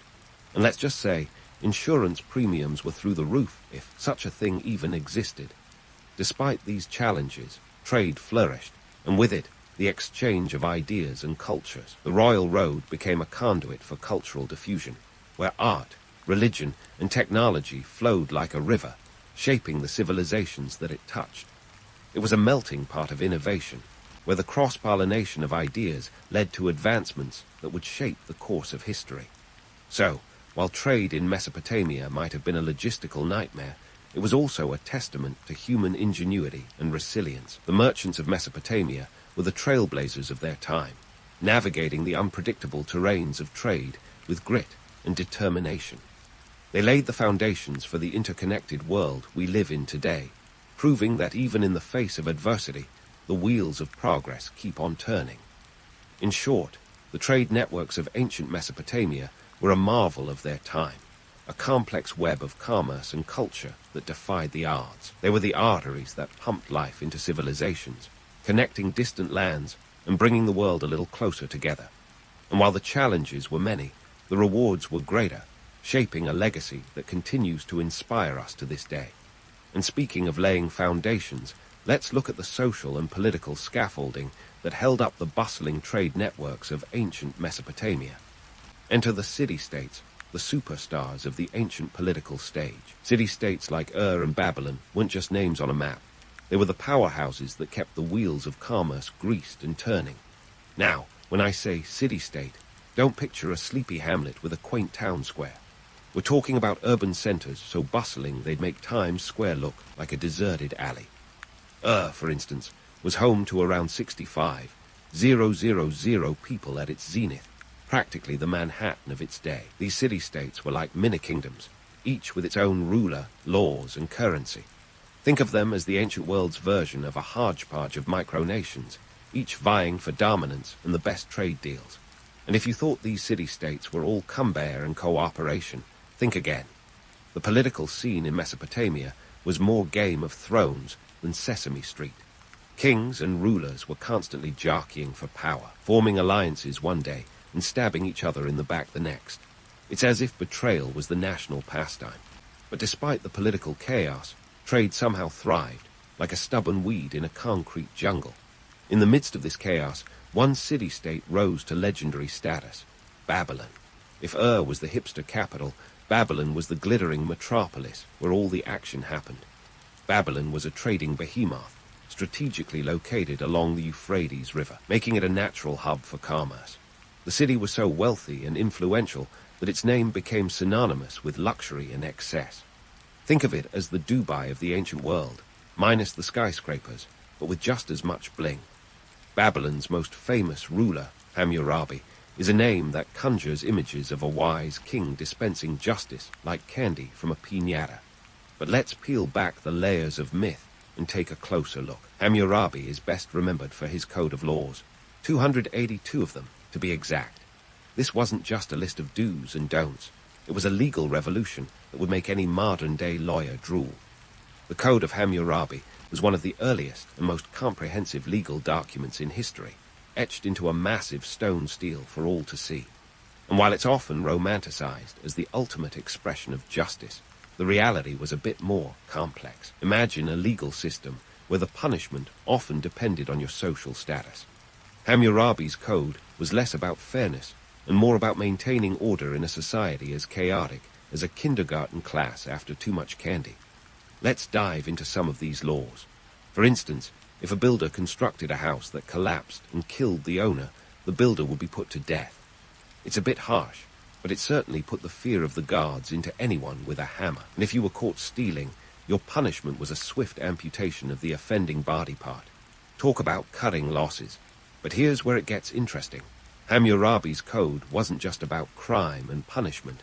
It had significant implications for commerce, too. The code laid down rules for trade that would make any modern-day economist nod in approval.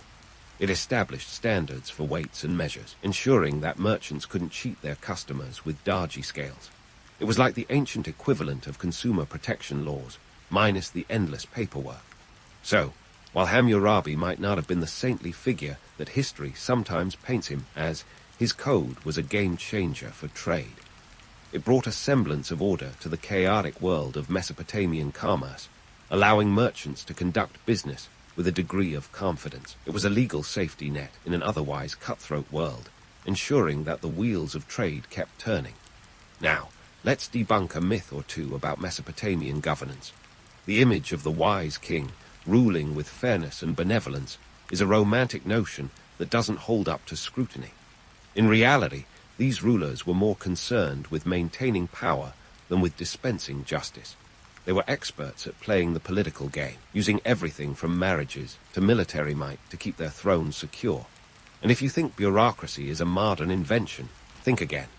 Mesopotamian governance was riddled with red tape that would make even the most seasoned civil servant weep. The administration of these city-states was a labyrinth of scribes, officials, and tax collectors, each with their own agendas. It was a bureaucratic behemoth that could grind the gears of governance to a halt if not carefully managed. But despite the political maneuvering and bureaucratic headaches, the city-states of Mesopotamia thrived. They were the engines driving the region's economy, supporting a vibrant trade network that stretched across continents. They were centers of innovation and culture, where ideas flowed as freely as the goods that filled their markets. In the end, the social and political structures of Mesopotamia were as complex as the intricate cuneiform tablets that recorded their history. They were a testament to the ingenuity and resilience of the people who navigated this world, shaping a legacy that continues to captivate us today. And while the myths of wise kings may linger, the reality of Mesopotamian governance was a much richer, more chaotic tapestry. So, as we wrap up this chapter in our journey through ancient Mesopotamia, remember, history is often more complicated and more fascinating than the legends it spawns. And as we move forward, we'll continue to unravel the intricate threads of this ancient civilization, exploring the many layers that make Mesopotamia a perpetual source of wonder. Stay tuned, because the sands of time have many more stories to reveal. Speaking of unraveling intricate threads, let's tug on one of the most colorful, the cultural exchanges in ancient Mesopotamia, where trade wasn't just about swapping goods. It was about swapping stories, beliefs, and artistic styles too. Imagine the bustling markets of Ur or Babylon as the ancient world's version of a cultural festival. Merchants weren't just peddling grain and textiles. They were trading tales and traditions, turning the marketplace into a melting pot of mythology and art. Now, let's talk myths, the juicy gossip of the ancient world. Mesopotamian myths were harder than a summer in the Fertile Crescent, and they spread faster than a viral meme. Take the epic of Gilgamesh, for instance. This tale of a larger-than-life hero on a quest for immortality wasn't just a local bestseller. It was the ancient equivalent of a blockbuster, making its way across cultures like a relentless influencer. As merchants carried cuneiform tablets along trade routes, they also carried the plot twists and turns of Gilgamesh's adventures, influencing myths from the Levant to Anatolia. And while we're on the subject of myths, let's bust a few of our own. It's tempting to think of these ancient stories as purely local creations, untouched by external influences. But hold that thought. The truth is, Mesopotamians were as open to borrowing as a college student is to free pizza. They nabbed mythological elements from their neighbors and mixed them into their own tales, creating a cultural fusion that was as vibrant as it was complex. It's like they were the ancient DJs, remixing the hits into something uniquely Mesopotamian. But it wasn't just myths that were on the move. Religious ideas were also hitching rides on the backs of trade caravans. The Mesopotamians had a pantheon of gods that could rival any soap opera cast, and their religious practices were as varied as the trade goods in their markets. As traders interacted with different cultures, they picked up new religious ideas like souvenirs, incorporating foreign deities and rituals into their own practices. It's the ancient version of religious syncretism, where gods and goddesses were as interchangeable as ancient currency. And speaking of gods, let's talk about Ishtar, the Mesopotamian goddess of love and war. She's a prime example of how cultural exchange worked, as her persona spread and evolved across the ancient world. By the time she made her way to the Canaanites, she became a star, and in Egypt, she was associated with Hathor. It's like a divine game of telephone, where each culture added its own twist to her character. Ishtar was the ancient world's pop star, with a fan base that stretched from the Levant to the Nile.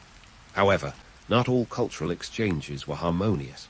Sometimes, they were more like a cultural appropriation comedy show. Imagine a Mesopotamian merchant trying to explain the intricacies of the ziggurat to an Egyptian trader, only to have it misunderstood as a new architectural trend. The result? A pyramid with ziggurat-like terraces, a blend of styles that would make any modern-day architect cringe. But let's not forget the art. Mesopotamian art was a hot commodity, influencing styles far beyond its borders.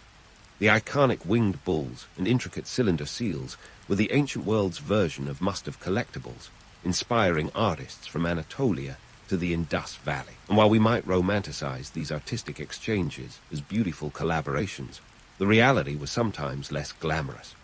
Imagine an artist in the Levant trying to replicate a Mesopotamian seal without the right tools, resulting in something that looked more like a child's clay project than a masterpiece.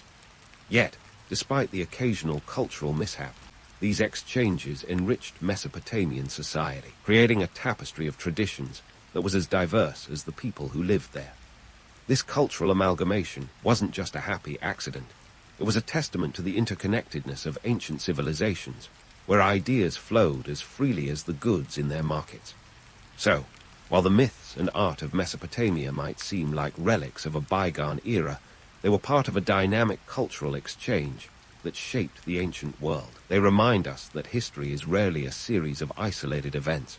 It's a web of connections that continues to surprise and inspire. And as we continue to explore the vibrant world of ancient Mesopotamia, let's keep an eye out for the unexpected twists and turns that make this civilization a perpetual source of fascination. After all, in the grand tapestry of history, every thread counts, and every story has its place. Stay tuned, because we've only just begun to scratch the surface of this ancient marvel. Speaking of scratching surfaces, let's peel back the layers of Mesopotamia's enduring impact on the modern world. This ancient land of ziggurats and cuneiform tablets wasn't just a flash in history's pan. It was the bedrock upon which much of our civilization is built. Picture a world without writing, wheels, or legal codes. Yep, that's the pre-Mesopotamian era for you. So, what did Mesopotamia leave us, besides a penchant for elaborate myths and a fondness for bureaucratic chaos? One of the most significant legacies is the concept of urbanization. Mesopotamia's city-states were like the prototype for modern urban centers. Imagine Ur or Babylon as the ancient world's version of a bustling metropolis, complete with markets, temples, and a population density that would make any city planner break out in a cold sweat. The urban planning prowess of the Mesopotamians laid the groundwork for future cities, proving that humans could not only survive, but thrive in densely populated environments. They showed us that with a bit of ingenuity and a lot of irrigation, you could turn a patch of desert into a thriving hub of commerce and culture. Let's not forget commerce, the lifeblood of any civilization. Mesopotamia was the ancient world's Wall Street, a place where trade routes crisscrossed like a particularly tangled ball of yarn. They pioneered long-distance trade, connecting disparate cultures and economies in a way that was revolutionary for its time. The Mesopotamians were the original globetrotters, their merchants braving the dusty roads to exchange textiles, grains, and precious stones. Their trade networks were the ancient versions of a viral tweet, spreading goods and ideas far and wide. And the cherry on top, they even invented the concept of credit. Imagine trying to haggle over barley prices without a line of credit. It's like trying to buy a house today with a pocket full of pennies. Now, onto writing, cuneiform to be exact. This was the Mesopotamians' mic drop moment, the invention that would echo through history. Cuneiform wasn't just a way to tally up sheep and goats. It was the foundation of recorded history. It transformed ephemeral stories into lasting records, like an ancient version of Instagram stories, but with more clay and fewer selfies. Writing allowed for the codification of laws, the recording of epic tales, and the mundane details of daily life, giving us a priceless window into their world. But let's not romanticize it too much. Cuneiform, while groundbreaking, was about as easy to learn as advanced calculus. The Mesopotamians weren't scripting Shakespeare. They were chiseling out wedge-shaped marks that required years of study to master. Yet, this complex writing system allowed for the documentation of everything from Hammurabi's code to the Epic of Gilgamesh, making it the unsung hero of civilization's march forward. Speaking of Hammurabi's code, let's talk about law and order. Hammurabi's legal innovations weren't just about keeping the peace. They were about creating a framework for society. His code was a forerunner to modern legal systems, establishing principles of justice that, despite their harshness, laid the groundwork for the rule of law. It was like the first draft of the social contract, ensuring that society functioned smoothly even amidst the chaos of human nature. And what about the wheel? That humble circle wasn't just a tool for getting from point A to B. It was a catalyst for change.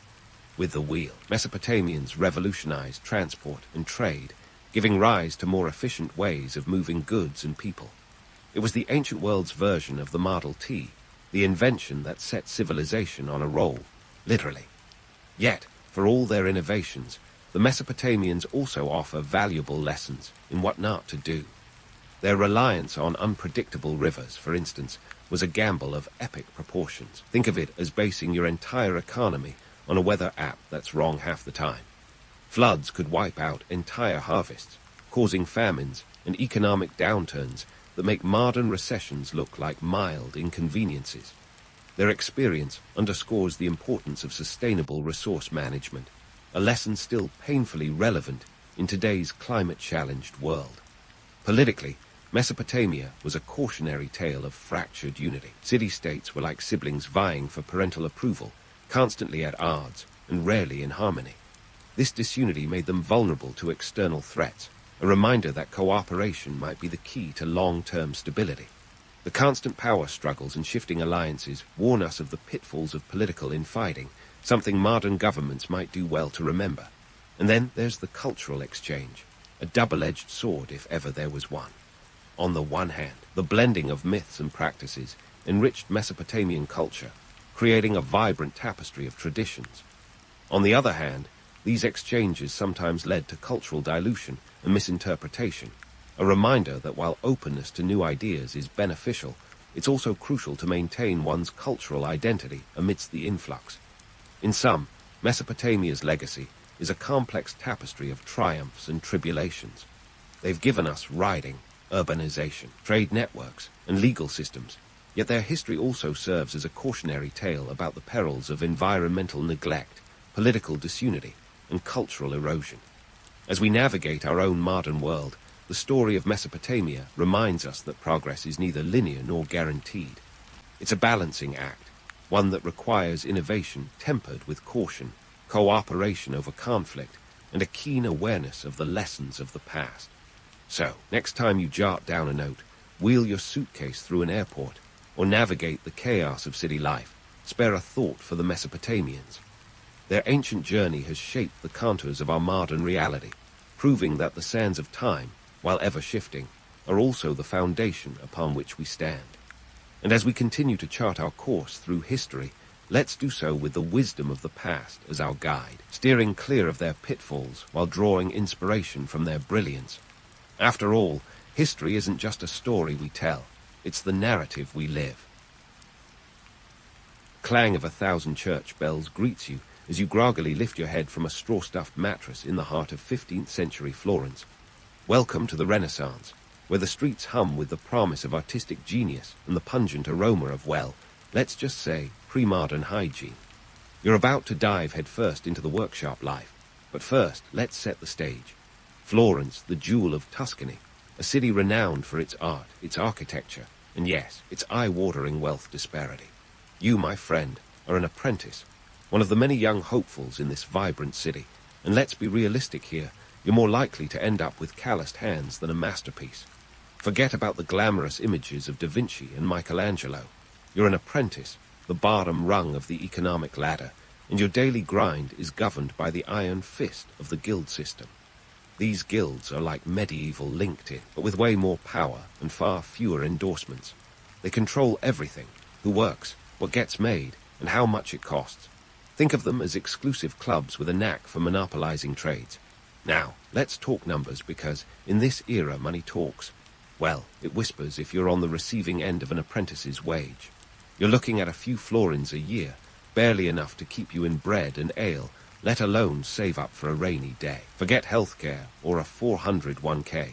The closest thing you have to job security is hoping your master doesn't kick you out on a whim. The guilds offer some protection, but they're not exactly the benevolent guardians you might hope for. They're more concerned with maintaining their grip on the economy than ensuring apprentices like you get a fair shake. Speaking of fair shakes, let's address the elephant in the room, wealth disparity, or the Medici family. And let's not forget the Strozzi or the Pidi, a busy commissioning art that will hang in museums for centuries. You're scrounging for scraps. The Medici, for instance, aren't just wealthy. They're practically rolling in gold florins, funding everything from cathedrals to revolutions. Their bank, founded in 1397, is the financial powerhouse of Europe, and they've got the political clout to match. Meanwhile, you're hoping to scrape enough together for a decent pair of shoes. In your world, the workshop is the beating heart of the economy, churning out everything from tapestries to armor. The guilds ensure quality and consistency, but they're also fiercely protective of their trade secrets. Apprentices like you are sworn to secrecy. Betray the guild, and you might find yourself blacklisted faster than you can say Renaissance. Yet, despite the harsh realities, there's something intoxicating about this era. The air crackles with intellectual fervor. Ideas are spreading like wildfire thanks to the recent invention of the printing press in 1440 by Johannes Gutenberg. Suddenly, knowledge isn't just for the clergy and the elite. It's trickling down to the likes of you, and with it comes the tantalizing hope of upward mobility. But let's not get ahead of ourselves. Today, you're just trying to keep your head above water. The guilds are your gatekeepers, and they wield their power with an iron grip. They dictate not only your work hours, sunrise to sunset, mind you, but also the materials and techniques you can use. It's a system designed to maintain control, ensuring that only the finest products bear the mark of florins. And let's not forget the social structure. You're at the mercy of your master, the Capofamiglia, who holds your future in his ink-stained hands. Think of him as a combination of mentor, boss, and occasionally tyrant. You live where you work, which means your life is a constant blend of wood shavings and paint fumes. It's not glamorous, but it's your ticket to mastering a craft, assuming you survive the ordeal without becoming a historical footnote. As the morning sun creeps higher, you join the bustling streets, dodging horse-drawn carts and vendors hawking everything from cheese to silks. The city is alive with the sounds of commerce, and despite your meager circumstances, there's a sense of possibility in the air. Sure, you're just another cog in the Renaissance machine, but who knows? Maybe someday you'll find your name etched in the annals of history. But for now, it's time to roll up your sleeves, swallow your pride, and face the day. After all, in this world, survival is an art form all its own. As you're dodging those horse-drawn carts and the occasional puddle of questionable origin, your mind is already steeling itself for the day ahead. Forget romantic visions of swanning around with a brush in hand or a chisel at the ready. Your morning begins with the grunt work, mixing paints and preparing canvases. It's less Sistine Chapel and more get your hands dirty. But hey, that's how masterpieces start, right? First up, let's talk paint mixing. Before you even think about dabbing a brush onto a canvas, there's a whole chemistry lesson in store. Your main task involves grinding pigments, and that's no small feat. Take lapis lazuli, for example. This stunning blue rock, imported all the way from Afghanistan, is the color of the heavens and worth its weight in gold, literally. We're talking about 100 florins a pound, which, if you're keeping track, buy a small villa in the Tuscan countryside. And you're entrusted with the task of turning this precious stone into the pigment that will grace the works of masters. No pressure, right? Now, you might be thinking, why go to such trouble for a bit of blue? Well, in the Renaissance, color isn't just aesthetic, it's symbolic. Blue is the color of the Virgin Mary, a hue reserved for the most sacred and prestigious commissions. It's like the platinum credit card of paint colors, exclusive, expensive, and a status symbol in its own right. But it's not just about the paint. Preparing canvases is another rite of passage, and it's as much about elbow grease as it is about artistry. Before you can even think about painting, you must stretch the canvas. usually linen, over a wooden frame, then coat it with a primer made of rabbit skin glue. Yes, you heard that right, rabbit skin glue. It's sticky, smelly, and an absolute must for ensuring the paint adheres properly. Just another of those charming details they don't mention in art history books. The workshop is a bustling hive of activity, and the hierarchy is as rigid as the Pope's hat.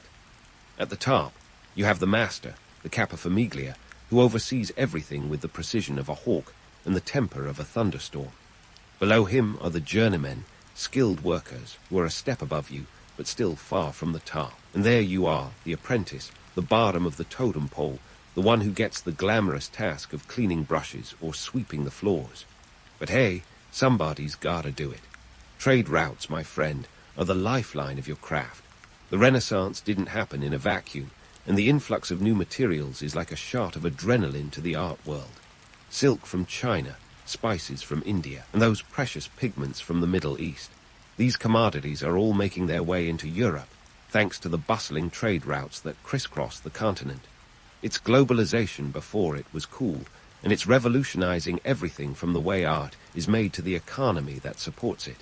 But let's not sugarcoat it. Navigating these trade routes is no walk in the park. Pirates, storms, and political squabbles can turn a shipment of lappies into a game of high-stakes roulette.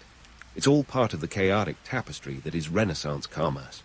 The Medici Bank, with its fingers in every pie, is the puppet master pulling the strings. They finance voyages, fund artists, and pretty much decide the fate of nations, all from the comfort of their palatial Florentine offices. Now, back to the gritty reality of the workshop. The air is thick with the smell of oils and varnishes, and you can almost taste the varnish on your tongue. The clatter of tools, the murmur of voices, and the occasional bark from the master create a symphony of chaos. It's a world where art is born from sweat and toil, where every brushstroke and chisel mark is a testament to the endless hours of practice and dedication. You might think the master's a tyrant, and you'd be half right. On one hand, he's your harshest critic. On the other, he's your only ticket to advancement. You need his approval to move up the ranks, and that means enduring his wrath when you spill a jar of precious pigment or fail to mix the perfect shade. Yet, despite the drudgery, there's an undeniable allure to this way of life. It's a world of contradictions, where beauty is born from grit, and the mundane tasks you perform today are the foundation of tomorrow's masterpieces. You might be just an apprentice, but you're part of something bigger, a glorious, messy, and exhilarating renaissance of art and culture that will change the world forever. So, as you grind pigment and stretch canvas, remember that every stroke, every color, every piece of fabric is a part of the grand tapestry of history. Sure, you might not be signing your name in the history books just yet, but you're laying the groundwork for those who will. And who knows, maybe one day you'll rise through the ranks and your own masterpiece will hang in the halls of power. But for today, you focus on the task at hand, because in the Renaissance, survival is not just an art, it's an adventure. As the sun climbs towards its zenith, signaling that blessed midday reprieve, your stomach begins its own Renaissance symphony, growling in a tone that can only be described as hangry. Your dreams of a sumptuous banquet are quickly dashed as reality serves up its daily dose of humility. A hunk of bread that could double as a brick, and a chunk of cheese tough enough to give your teeth a workout. Welcome to lunch, Renaissance style, an era where the concept of farm to table is less about gourmet delight and more about subsistence survival. Let's burst that bubble of romanticized feasting scenes right now. You won't find any overflowing platters or endless goblets of wine here. The truth is, in 15th century Florence, food scarcity is the uninvited guest at every meal. The average diet of an apprentice like you is as predictable as it is plain. Bread, cheese, and if you're lucky, a thin porridge or a bit of meat on special occasions. Bread is your mainstay, a staple that's so critical to your diet that grain prices can spark riots faster than you can say Medici. And speaking of grain, here's a nugget of reality. It's not the warm, fluffy loaf you might be envisioning. The bread is often made from coarser grains like rye or barley, rather than the refined wheat reserved for the elite. Think of it as a medieval energy bar, dense, fibrous, and utterly devoid of the soft, airy quality we take for granted today. If your teeth survive the gnawing, consider it a successful meal. The scarcity of food isn't just a culinary inconvenience, it's a brutal economic reality. The Black Death, which swept through Europe like a grim reaper's tour bus just a century before, decimated the population, leading to significant shifts in agricultural production. Fields once teeming with crops now lie fallow, and the labor to work them is in short supply. This, combined with the periodic famines that seem to be the Middle Ages' favorite party trick, means that food security is as elusive as a finished fresco. Now, you might imagine the wealthy patrons of the arts, a certain Medici clan, perhaps, lounging at tables groaning under the weight of roasted peacocks and exotic fruits. And sure, for them, such feasts are a reality, but only because they're the financial titans bankrolling Europe. For the rest of us, it's a daily game of will I eat or will I starve? But let's not romanticize the wealthy's diet too much either. While they can afford spices like saffron, imported from the Middle East at a price that could rival your yearly wage, even their meals are a testament to the era's culinary quirks. Take sugar, for instance. It's not just a sweet treat, it's a status symbol. Costing as much as 20 times the price of honey, sugar is more about showing off than satisfying a sweet tooth. In this high-calorie occupation of art making, where every brushstroke is fueled by manual labor, your body craves sustenance like a canvas craves paint.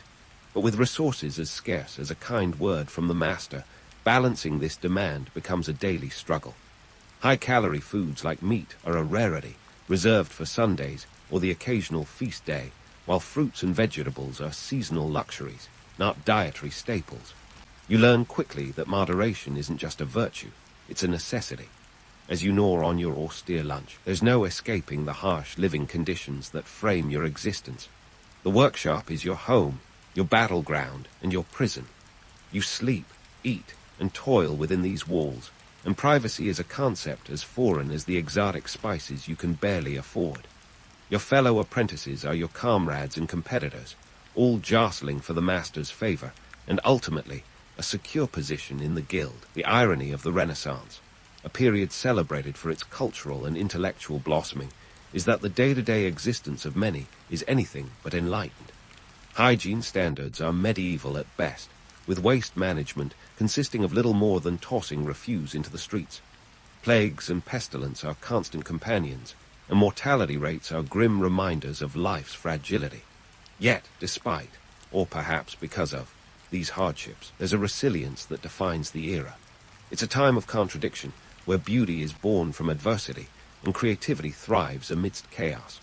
The Renaissance is a testament to the human spirit's ability to craft splendor from scarcity, to find hope in the mundane, and to dream of the sublime while grounded in the gritty reality of everyday life. So, as you sit there, chewing on your medieval power snack, remember that every bite, every brushstroke, and every struggle is part of a larger tapestry. You're not just surviving, you're contributing to a cultural renaissance that will echo through the ages. And who knows, maybe someday your name will be remembered, not as the apprentice who ate stale bread, but as the master who transformed it into a masterpiece. But for now, it's back to the grindstone, both literally and figuratively.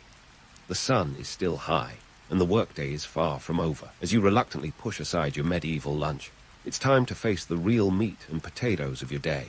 The afternoon session in the workshop, where the master takes center stage with all the grace of a drill sergeant in Renaissance tights.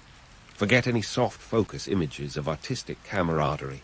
This is a boot camp for the creatively inclined, with your master doubling as both muse and menace. Now, let's get one thing straight. The idea of the solitary Renaissance genius toiling away in a dreamy haze of inspiration is about as accurate as a sundial in a rainstorm. Artistic creation in the 15th century is a team sport, and the master is the coach who might just throw a chisel your way if you're not careful. The afternoon is all about learning the craft under the master's critical, and often critical, eye. You're expected to memorize techniques, not unlike a human Xerox machine. Precision is the name of the game, and mistakes are met not with a gentle correction, but with an earful that could rival a thunderstorm in intensity. This isn't just tough love. It's survival of the fittest, and your master is Darwin with a paintbrush. Here's how it works.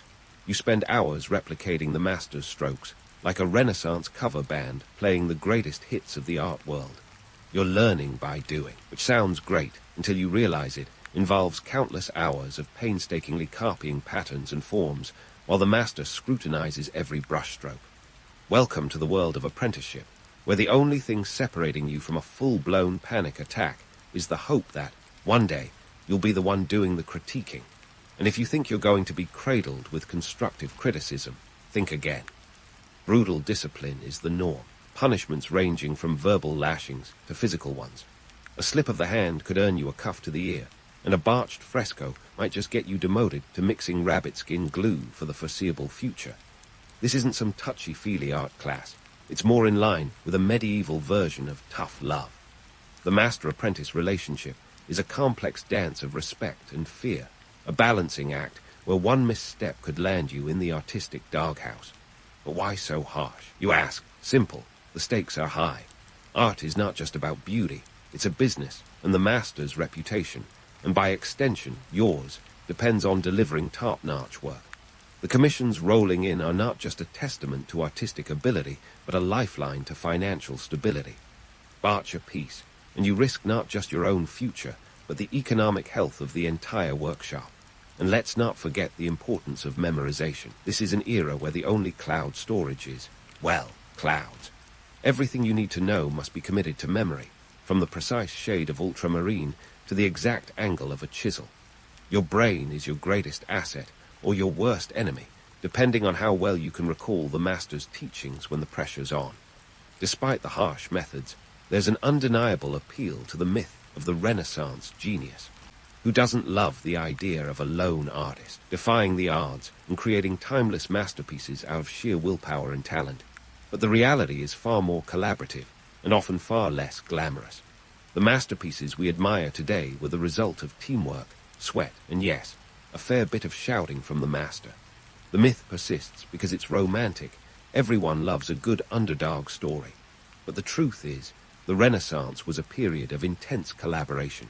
Workshops functioned like well-oiled machines, with each member playing a specific role in the creation of art.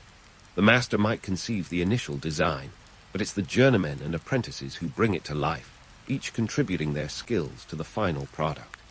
As the sun begins its slow descent, casting long shadows over the workshop, you're reminded of the bigger picture. This isn't just about mastering a craft.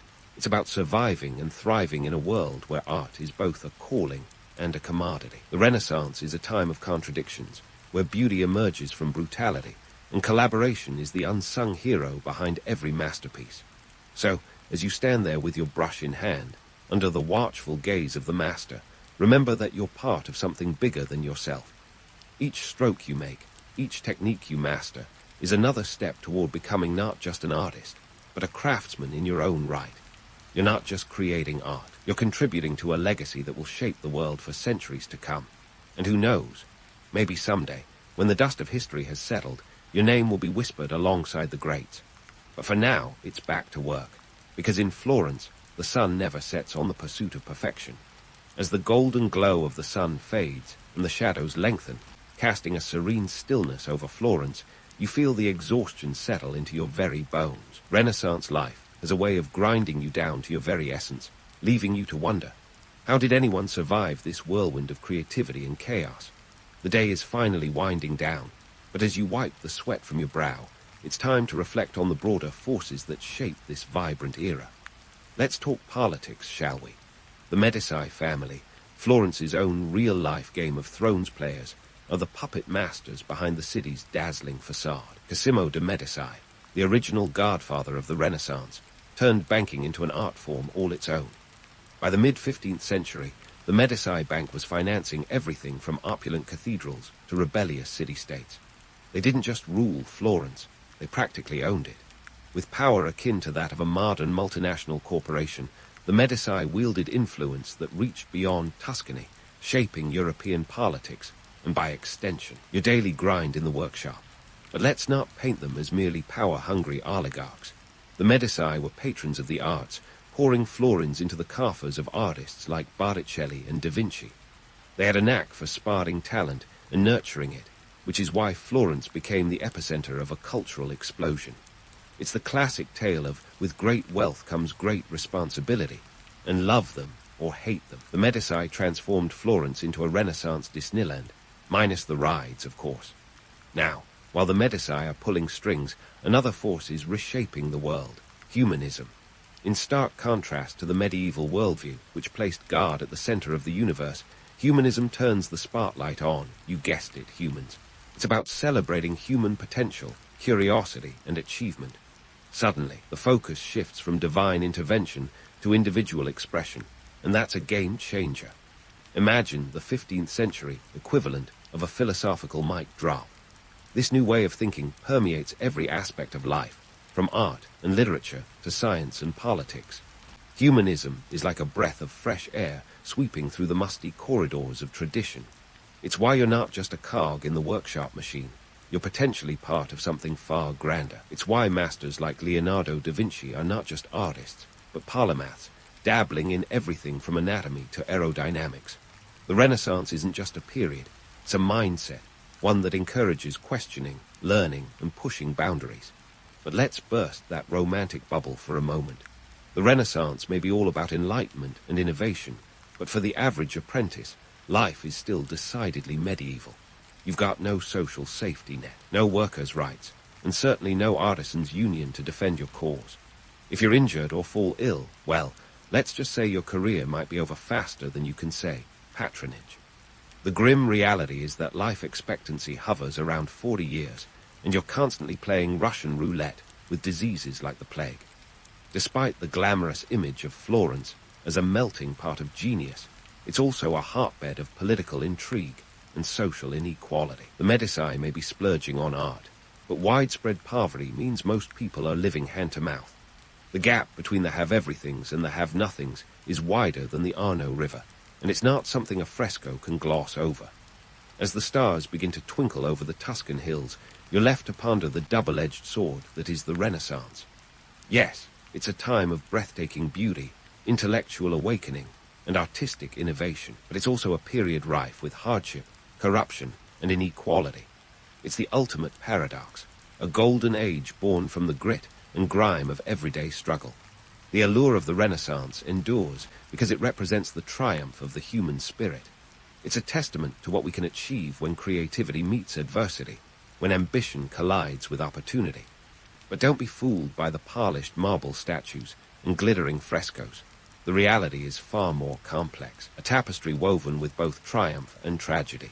So, as you shuffle back to your austere quarters, exhausted yet strangely invigorated, consider the legacy you're part of. You're not just an apprentice in a workshop. You're a living, breathing piece of history. You're contributing to a movement that will echo through the ages, a testament to the enduring power of art and human ingenuity. And as you drift off to sleep, perhaps you'll dream not of the grueling labor or the endless grind, but of the possibility that, despite it all, you might leave your own mark on this incredible era.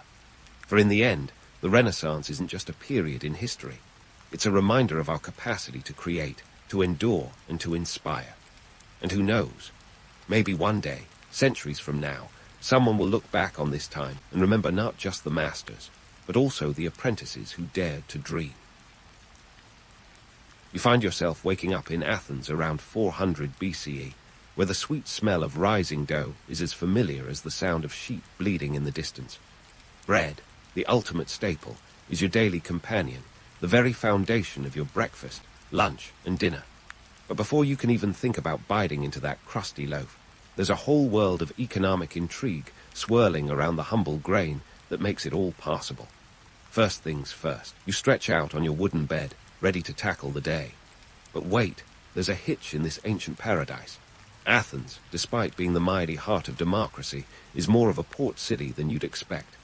Why? Because most of the grain you depend on isn't even homegrown. It's imported. Yes, the staff of life for you and your fellow Athenians is largely dependent on shipments arriving from across the Mediterranean. You could say your breakfast is as much an import as the olive oil you drizzle over everything. You roll out of bed, and as you shuffle to the kitchen area, which is probably less a kitchen and more a designated corner of your home, you can't help but think about the cost of wheat. At around 6 drachmas per medimnos, a unit that measures out to about 50 kilograms, it's not exactly cheap. The price of grain influences everything, from the bread you bake to the very economy of Athens itself. It's a bit like realizing your favorite pizza joint is actually part of a vast international supply chain. As you start your morning routine, you might be preparing to make bread from barley rather than wheat. Don't feel too bad about that. Most of your neighbors are doing the same. Pure wheat bread is a luxury, a symbol of status and wealth, much like that fancy new chitin your next-door neighbor has been flaunting. Barley is the bread of the common folk, a nod to practicality over pomp. So why all the fuss over grain? Well, the Athenian economy pretty much revolves around it. Those ships you see in the distance, bobbing in the Aegean, are like floating banks, carrying your metaphorical bread and butter. The irony. Athens, celebrated for its philosophical debates and democratic ideals, is at the mercy of the seas, reliant on imports from places like Egypt and the Black Sea region for its daily bread. It's like discovering your favorite local coffee shop sources its beans from halfway around the world. Eye-opening, to say the least. As you grind away at the grain, maybe using a simple stone mill, you're part of a larger story. A story where politics and trade are as kneaded into the dough as the flour and water in your hands. The Peloponnesian War has recently ended, and Athens is trying to find its feet again.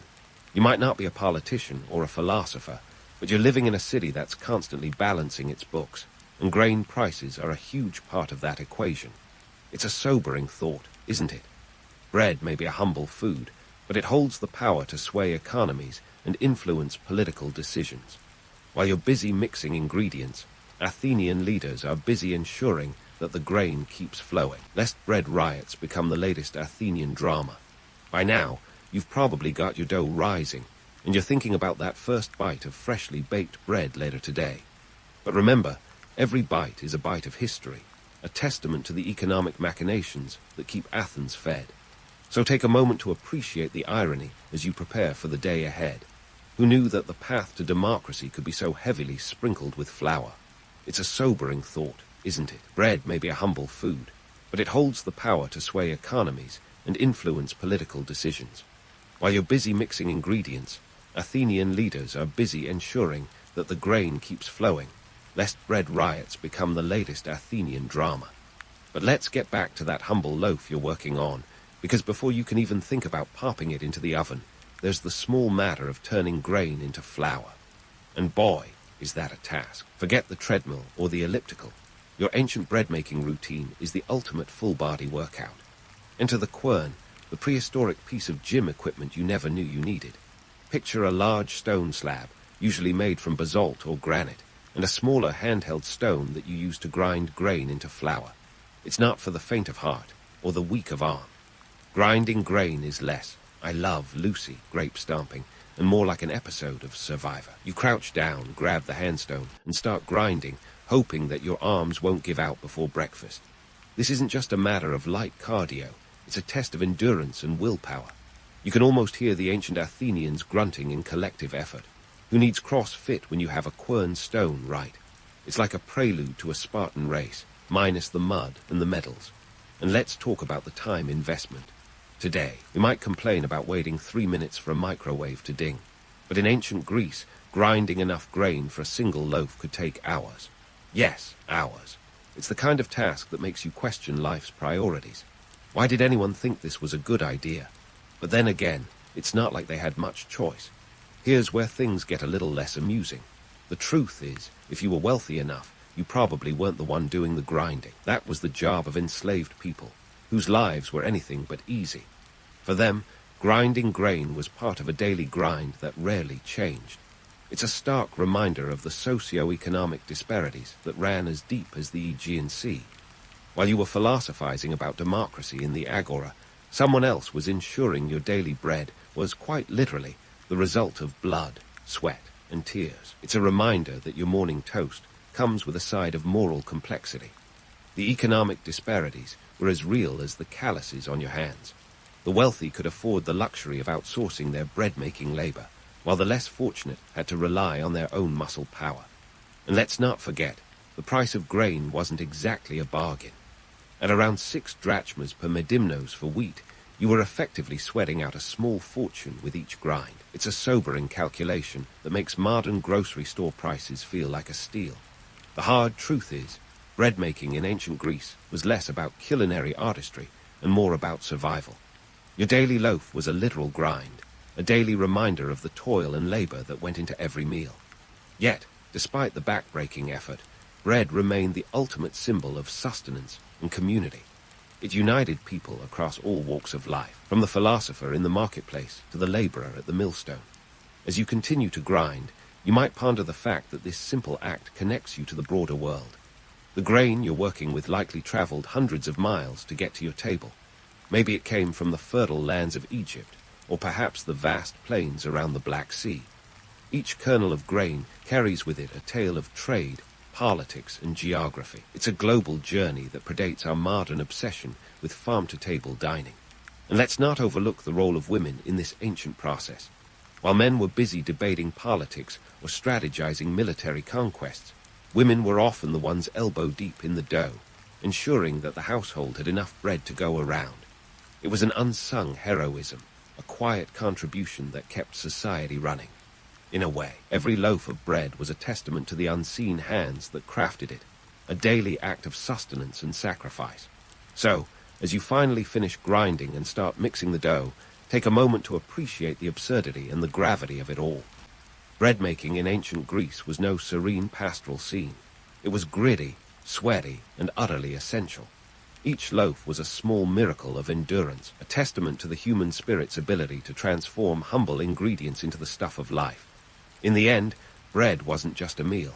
It was a microcosm of the world at large, a small, round symbol of the complexities and contradictions that defined ancient life. As you knead the dough, you're not just making bread. You're kneading history, shaping the past into something tangible and edible. It's a strange, beautiful, exhausting process, one that makes you grateful for modern conveniences, but also in awe of the resilience of those who came before. So next time you bite into a piece of bread, remember the epic journey it took to get there. From the quern stone to the oven, from the fields of Egypt to the bustling markets of Athens, each bite is a convergence of history, economy, and human endeavor. It's a taste of the past, served fresh every day. And so, with the dough finally taking shape under your hands, let's dive into the rhythmic, almost hypnotic art of kneading. This is where the magic, or rather the sheer muscle, of bread making really happens. Forget electric mixers. Your arms are the only tools you've got, and they're about to get a workout worthy of a Greek god. Or at least that's the myth.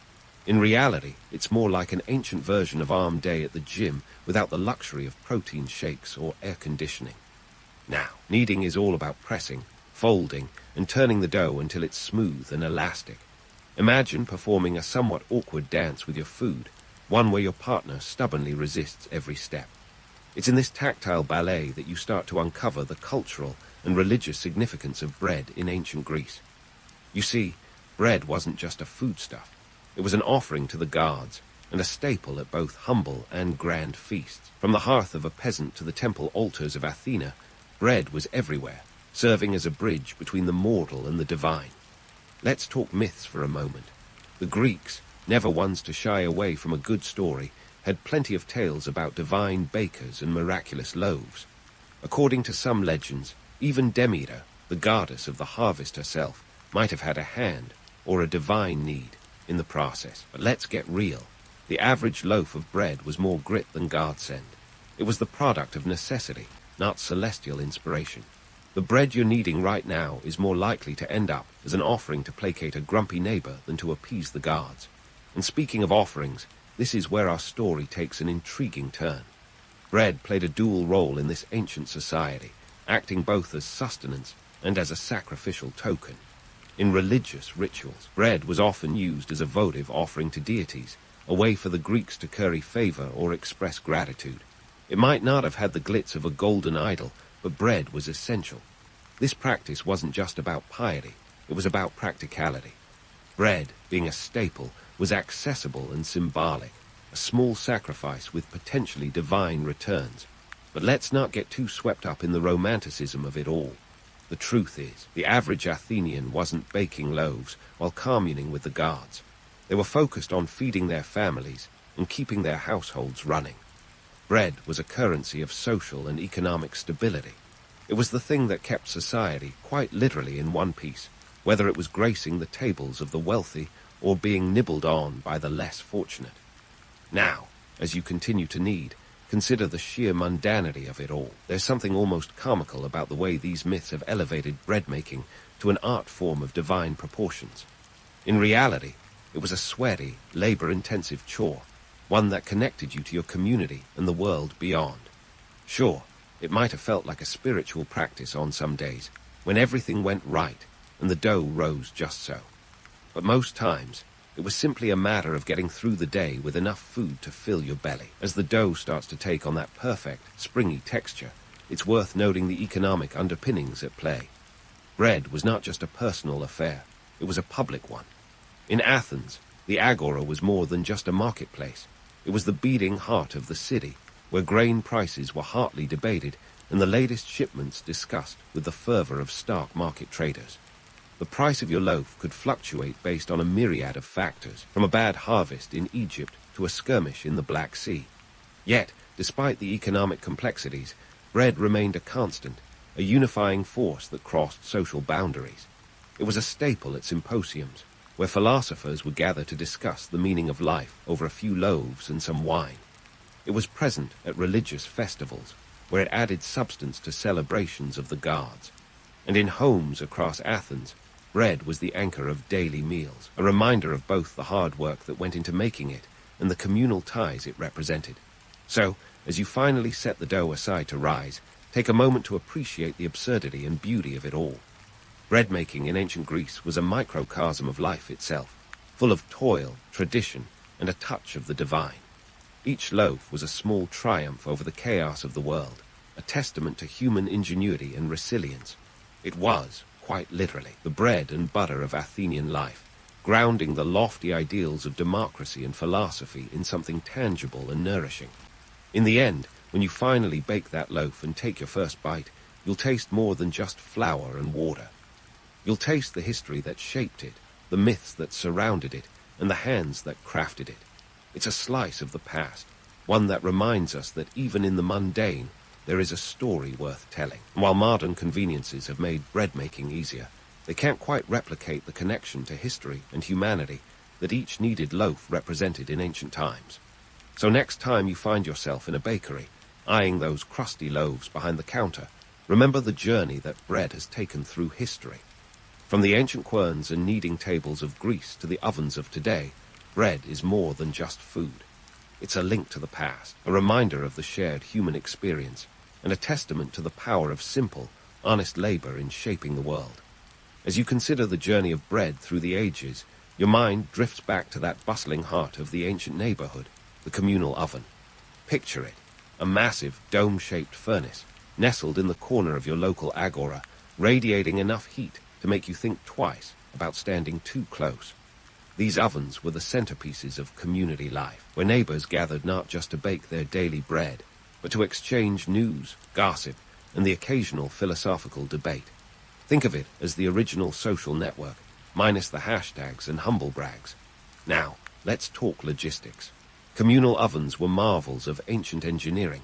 Constructed primarily from clay and brick, they could reach temperatures upwards of 400 degrees Fahrenheit. Each neighborhood typically had one, and they were in almost constant use. The process was somewhat democratic, first come, first served. But here's the twist. You didn't just waltz in with your dough and expect to leave with a perfectly baked loaf. Timing was everything. Get it wrong, and you'd end up with a charred lump that even the gods would reject as a sacrifice. And here's where the political drama of bread kicks in. Control over these ovens, and by extension, the grain supply, was a power play that could make or break a leader. Remember, Athens wasn't just a city.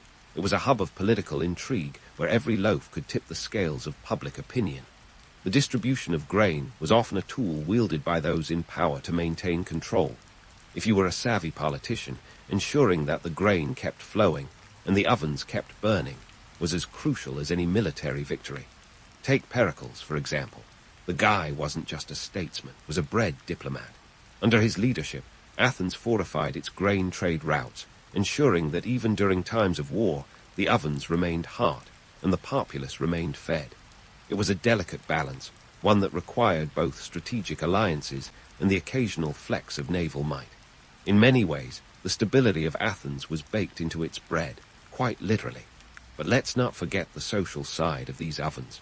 They were the water coolers of the ancient world, where you could catch up on the latest neighborhood scandal or debate the merits of the latest philosophical treatise. You could say that the real heat wasn't just in the oven, but in the conversations that took place around it. These interactions were the glue that held communities together, where barns were forged over shared recipes and the occasional burnt offering. There's a delicious irony here, isn't there? In an era marked by volatile politics and shifting alliances, something as basic as bread could bring people together. It was a common thread that transcended social classes and political divisions, reminding everyone that beneath the toga we all needed to eat. Even the most hardened philosopher needed to break bread once in a while. And let's not overlook the economics. The cost of using these communal ovens could be as much as a drachma per loaf. No small sum for the average Athenian was a price many were willing to pay for the convenience and community the ovens provided. It's like paying for a gym membership because you know you'll never actually exercise at home. The ovens offered a sense of belonging, a place where your loaf could rise alongside your social standing.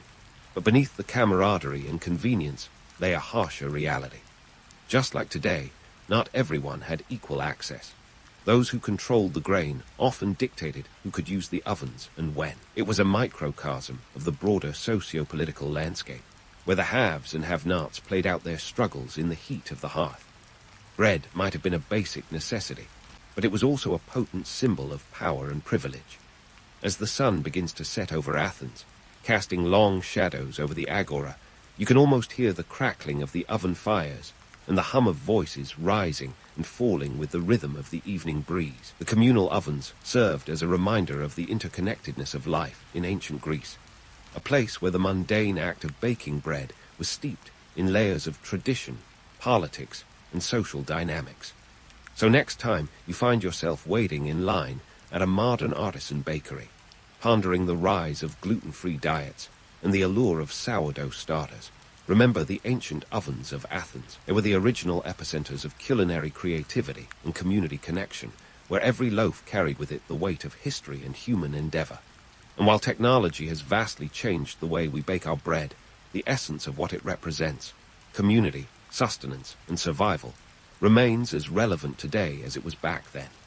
And with that, we'll leave the dough to rise a little longer, ready to delve even deeper into the crusty layers of history. Because, as any baker will tell you, the best flavors come from letting things rest just a little while longer. In the next part, we'll explore how bread, that humble staple, influenced not just diets but destinies as we wade through the ever-thickening batter of ancient Greek life. As the dough rests, and you take a moment to wipe the flour from your brow, let's shift gears to the evening meal.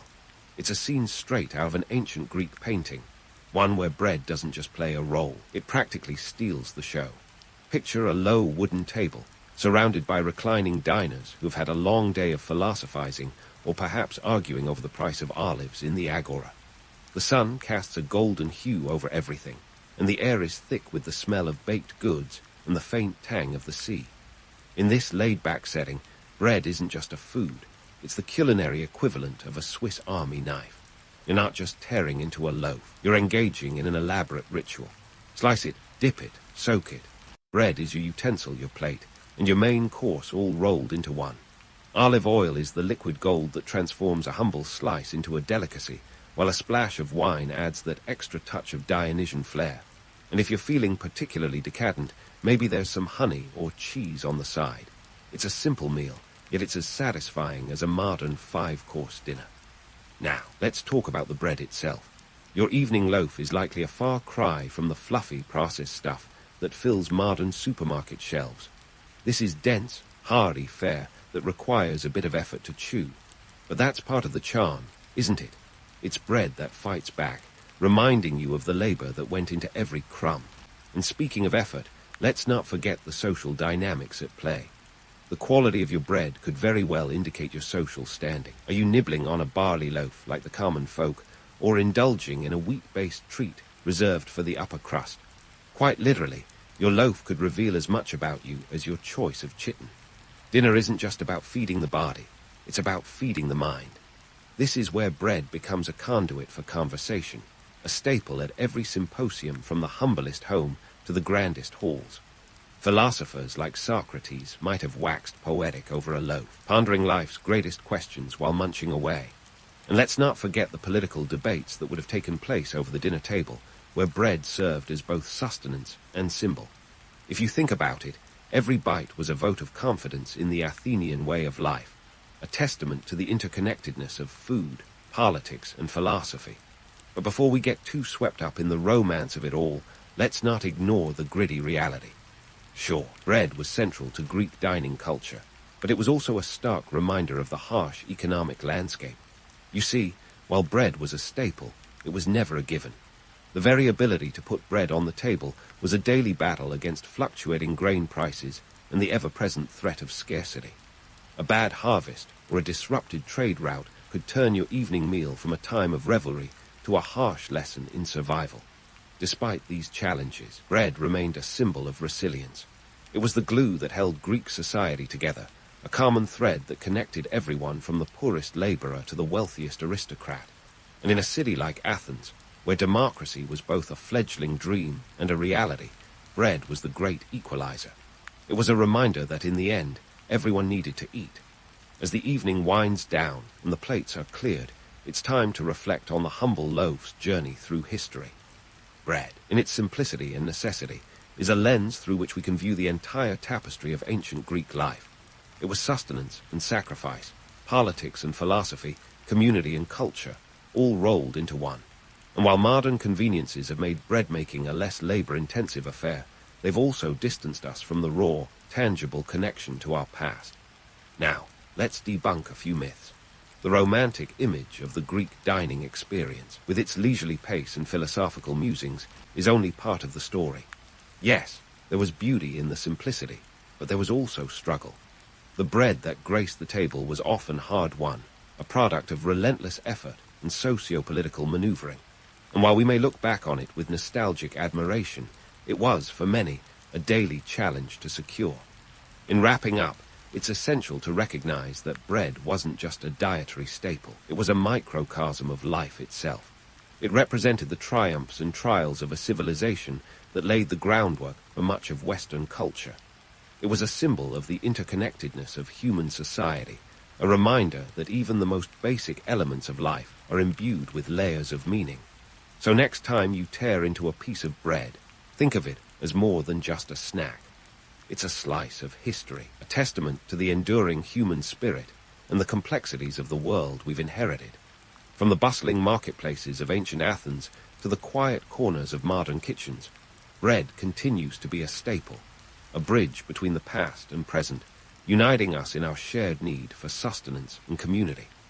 And with that, as the last rays of the sun dip below the horizon, we conclude our journey through the bread-filled annals of ancient Greece. We've kneaded the dough of history, sifted through the myths, and tasted the rich, complex flavors of a civilization that was as intricate as the loaves they baked. As you drift off to sleep, let these stories of resilience and innovation rise in your mind, much like the dough of those ancient loaves, reminding us all of the simple yet profound connections that bind us across time. The rooster's crow slices through the chill of the medieval dawn, and your eyes peel open to the reality of 1350. No, you haven't been transported to a mythical land of knights and fair maidens. You're smack dab in the gritty, grainy heart of a medieval village, where your role as the local baker is about as glamorous as a sack of flour. Speaking of which, let's get that dough rolling. Literally, you swing your legs off the straw-stuffed mattress and brace yourself for a day that starts earlier than a rooster's philosophy class. The first order of business, dough preparation. There's no coffee to jolt you awake. Blasphemous, right? So you muster the strength to drag yourself to the makeshift kitchen area. The air is thick with the smell of yesterday's baking, a reminder that your life revolves around the communal oven, the social media of your time. Now, about that dough. It's a concoction of water, yeast, salt, and the star of the show, flour. And let me tell you, getting your hands on flour in 1350 is no walk in the feudal park. Grain prices are as volatile as a teenager's mood swings.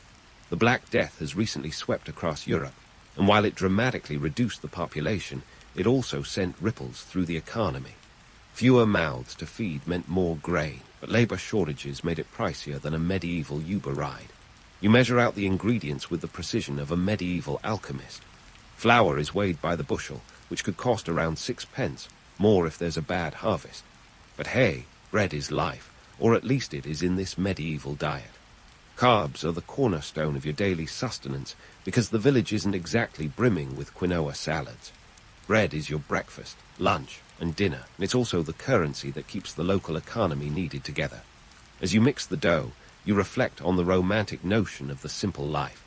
Sure, there's no email inbox to manage, but this labor isn't exactly what Instagram influencers would call self-care. Your arms are already aching from kneading the dough, and you've barely started.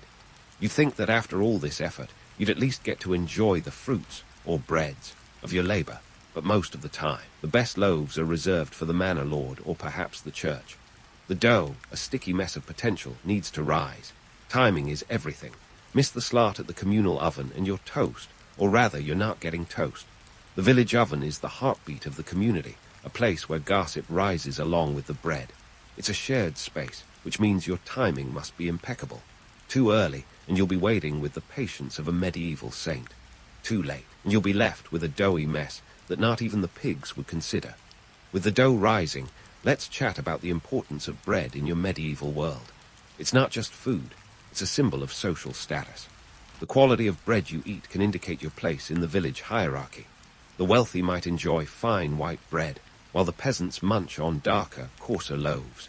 It's a daily reminder of where you stand, both literally and metaphorically. The sun peeks over the horizon, casting a golden hue that could make even a pile of manure look picturesque. But before you get lost in the beauty of it all, remember that today's another day of back-breaking work. The romanticized, simple life quickly loses its charm when you're elbow-deep in dough and your muscles are begging for a break. It's a tough job, but someone's got to keep the village breaking bread, and in this case, it's you.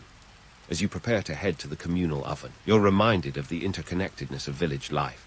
Your bread isn't just sustenance, it's a social glue that binds the community. Whether it's a celebration or a funeral, bread is always on the table. It's a testament to survival, a daily triumph over the ever-looming specter of famine. In a world where the next meal is never guaranteed, the warm, crusty loaf you produce each day is a small miracle. So, as you gather your materials and prepare to make the trek to the communal oven, take a moment to appreciate the part you play in this medieval tableau. Sure, it's a hard life, but it's your life. And even though there's no coffee to fuel your morning routine, you've got something even better. The knowledge that today, like every day, you'll transform humble ingredients into the staple of the medieval diet. A task as essential as it is exhausting. As your hands work the dough into submission, the sun climbs higher, painting the village in shades of medieval Instagram gold. But let's not get too poetic, because medieval baking is anything but a walk in the enchanted woods. It's more like a never-ending boot camp, where the treadmill is a hulking wooden contraption that grinds grain with all the elegance of a drunk elephant. Welcome to the world of milling, where your muscles get a workout that no medieval fitness guru could rival. Milling grain in the 1300 is a labor-intensive affair. Forget about pushing buttons and watching machines do the work. Here, you're the machine. You'd think that with all this manual labor, medieval folks would have invented a time machine just to get a break. Instead, they came up with water mills and windmills, the cutting-edge technology of the day. These mills could churn out a whopping 100 pounds of flour in about an hour. Not exactly a modern industrial marvel, but hey, it's better than a hand mill, which processes about a pound in the same time. Now, don't be fooled. This isn't a solo gig. Milling grain is a community effort. The miller, usually a well-fed fellow, oversees the operation, collecting fees in the form of grain or coin. These fees are known as multure, and they're as infamous as a medieval tax collector. But before you get too hung up on the economics, consider this. Milling isn't just about turning grain into flour. It's about sustaining life. It's the backbone of medieval society, the invisible thread that binds the community together. And speaking of community, let's talk about your place in this medieval tapestry. The village is a microcosm of medieval life, and as a baker, you're a key player. The guild system is your LinkedIn profile, connecting you with other bakers and craftsmen. Joining a guild is like earning a medieval degree. It gives you credibility, protection, and a voice in the village's economic and political affairs. If you think union meetings are tedious, imagine a guild meeting with debates over flour quality and oven rights. Riveting stuff, right? Now, let's knead this conversation into the realm of religion. Bread isn't just a staple, it's a symbol. In the Middle Ages, bread takes center stage in religious rituals. The Eucharist, or communion, is a sacred ceremony where bread transforms into the body of Christ. It's a miracle that happens every Sunday, and as a baker, you're part of this divine process. Your loaves might not glow with heavenly light, but they hold spiritual significance that goes beyond the mere physical. But let's not sugarcoat or breadcrumb this picture. Medieval bread isn't always the artisanal delight you might imagine. Sure, there's the myth of stone-ground whole grains, but reality bites harder than a stale crust. Many loaves are mixed with fillers like beans, peas, or even sawdust to stretch the grain supply. Sounds a bit like a medieval mystery meat, doesn't it? This bread could be as hard as a knight's shield, but in times of scarcity, it was sustenance, not a culinary choice. Let's clear up another misconception. Not everyone is munching on the same loaf. Bread is a social barometer. Wealthy folks enjoy the finest white bread, known as manchet, while the rest nibble on maslin or ravel, darker loaves with a mix of grains. It's a daily reminder of the medieval pecking order, where your bread reflects your status more accurately than any Instagram feed. As you continue to knead and shape the dough, the sun reaches its zenith, casting harsh shadows that remind you there's still much to do. The communal oven awaits, and timing is everything. It's a delicate dance of logistics and luck, ensuring your loaves bake to perfection without hogging the oven's space. Miss your slot, and the village will remember. After all, bread is more than food. It's the social glue that holds medieval life together. This isn't just a story about kneading dough. It's about kneading society. Your role as a baker is pivotal, a blend of economic necessity and cultural significance. You're not just feeding the village, you're fueling its spirit, its rituals, its daily grind, quite literally. So, as you prepare to face another day in this medieval culinary circus, take a moment to appreciate the complexity of your craft. It's a hard life, sure, but it's one that leaves a lasting imprint, just like the indelible aroma of freshly baked bread wafting through the village air. And remember, while the romantic notion of a simple medieval life might allure the modern mind, the reality is anything but simple. It's a world where bread is both sustenance and status, where the technology of the day is a testament to human ingenuity and resilience. So, next time you grumble about your modern conveniences, think of the medieval baker's treadmill. It's a humbling reminder of how far we've come, and how much we owe to those who tread the path before us. So, you've been milling, kneading, and rising like a medieval artisan on a mission, and now the sun's reached its peak. It's officially midday, and that means one thing: it's time to bake. But hold your horses, or rather your flour sacks, because the medieval baking process is a communal affair, as social as a village fair, and as chaotic as a medieval market day. The communal oven is the village answer to a coffee shop, minus the overpriced lattes. Picture a massive, dome-shaped structure, built from stone and clay, capable of holding enough loaves to feed a decent-sized army, or at least a hungry village. This oven is the heartbeat of your community, a place where dough meets destiny. But before you get too romantic about the scent of freshly baked bread wafting through the air, let's dive into the nitty-gritty. First off, the communal oven isn't your personal property. It's shared among the villagers, which means baking is more about negotiation than culinary skill.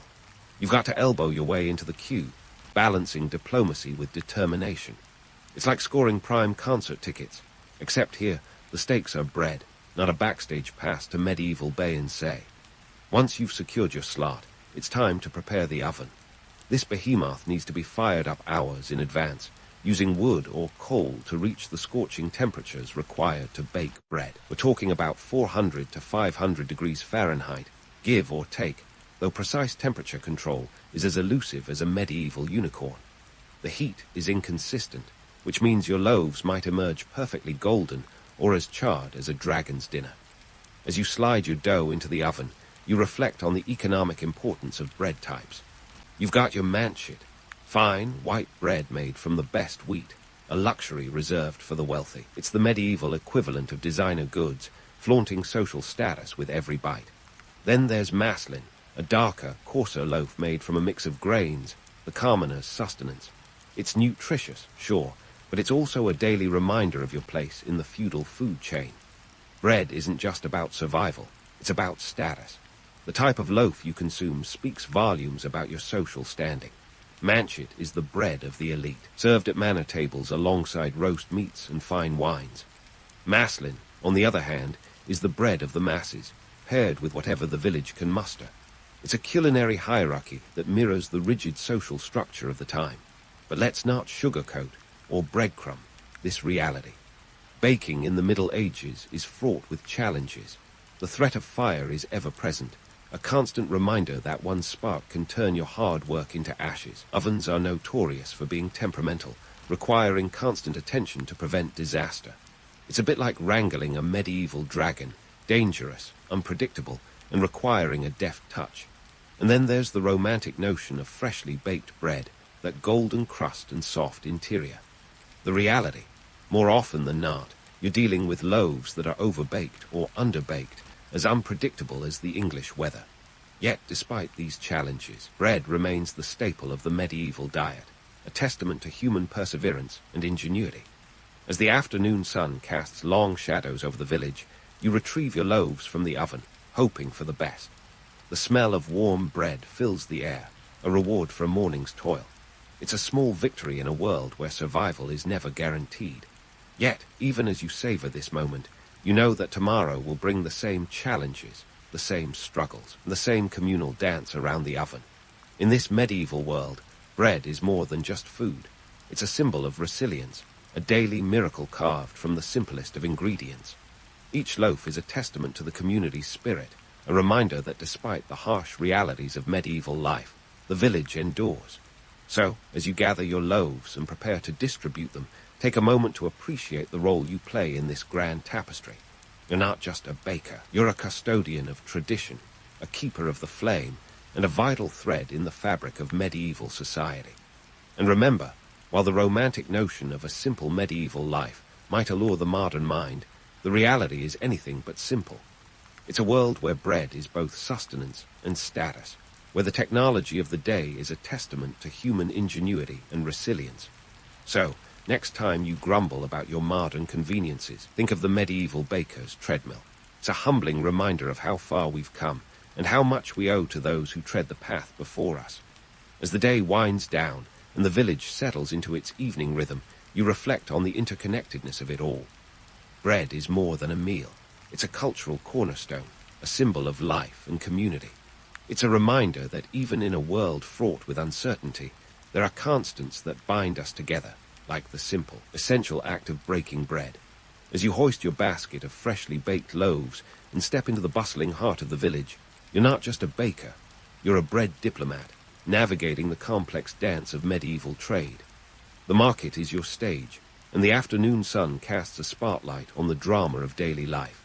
It's time to barter, haggle, and perhaps even charm your way through the cacophony of smells and sounds, where the village heartbeat thunders like a medieval rock concert.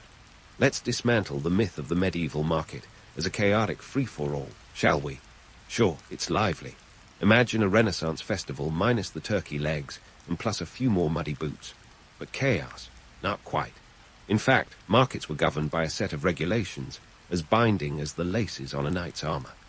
These rules ensured that trade didn't devolve into a medieval version of a Black Friday sale. Market days were typically held once or twice a week, transforming the village square into a bustling hub of commerce and chatter. Currency was the lifeblood of this system, and here in the mid-14th century, silver pennies were clinking away in every transaction, each penny weighing about 3 grams of silver held the value of a small fortune in the eyes of a peasant. For context, a day's labor might earn you a few of these shiny discs, enough to buy a decent loaf or two. But not everything was transacted in cold, hard coin. Bartering was as alive as the village gossip, with goods exchanged in a delicate balance of need and negotiation. Bread for eggs, cheese for ale, the possibilities were as endless as the recipes for pottage. Now, let's talk about your role in this medieval marketplace. You're not just selling bread, You're feeding the village, a custodian of sustenance in a world where famine lurks like an unwelcome guest at the feast. Each loaf you sell is a piece of the community's survival puzzle, a testament to the village's resilience in the face of adversity. You see, bread isn't just a product, it's a lifeline, a tangible reminder that even in a world of uncertainty, some things remain constant. Your stall is a kaleidoscope of aroma and anticipation. Villagers queue up, clutching their pennies or bartering with whatever surplus their gardens have yielded. It's a scene that's as much about social interaction as it is about economics. A nod here, a whispered joke there, and you've not only sold a loaf, but also exchanged a slice of humanity. The market is where news spreads faster than a medieval plague. Who's married, who's buried, and who's been caught dallying with the blacksmith's daughter. But let's not romanticize this marketplace into oblivion. It's not all sunshine and freshly churned butter. There are rules to follow, and breaking them can land you in hot water, or worse, stocks.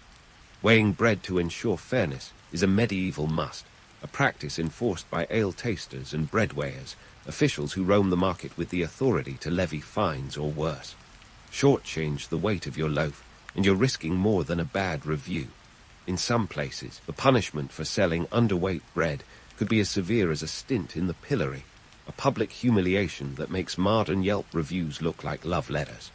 The market's not just a place of trade, it's a social barometer, a reflection of the village's mood and prosperity. A good market day means full bellies and contented hearts. A bad one, and the grumbles echo louder than a troubadour's ballad. And speaking of ballads, let's not forget the itinerant musicians who add a soundtrack to your afternoon sales. Their tunes, a blend of local tales and borrowed melodies, provide a backdrop that makes the mundane feel momentarily magical.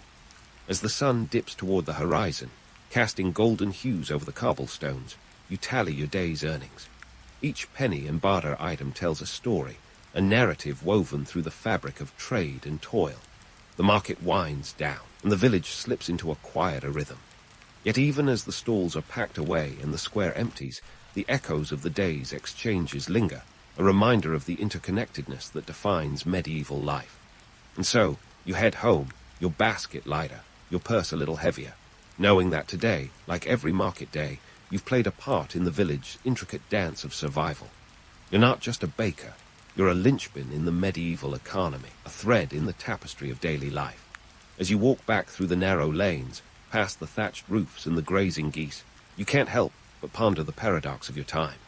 It's a world of scarcity and plenty, of simplicity and complexity, where the mundane act of selling bread is an exercise in diplomacy and endurance. As you close the door behind you, the day's weariness settles in your bones like a familiar tune. Yet, there's a quiet satisfaction in knowing that tomorrow the cycle will begin anew. The village will once again gather in the square, and you'll be there, ready to offer more than just bread. You'll offer connection, continuity, and perhaps a little comfort in a world that often feels as precarious as a loaf fresh from the oven. And so, as the candles flicker and the fire crackles, you reflect on your place in this medieval mosaic. In a world where every day is a delicate balance of survival and celebration, your role is as essential as the air you breathe. You're not just a baker, you're a steward of tradition, a bearer of sustenance, and a witness to the daily miracles that unfold in the heart of the village.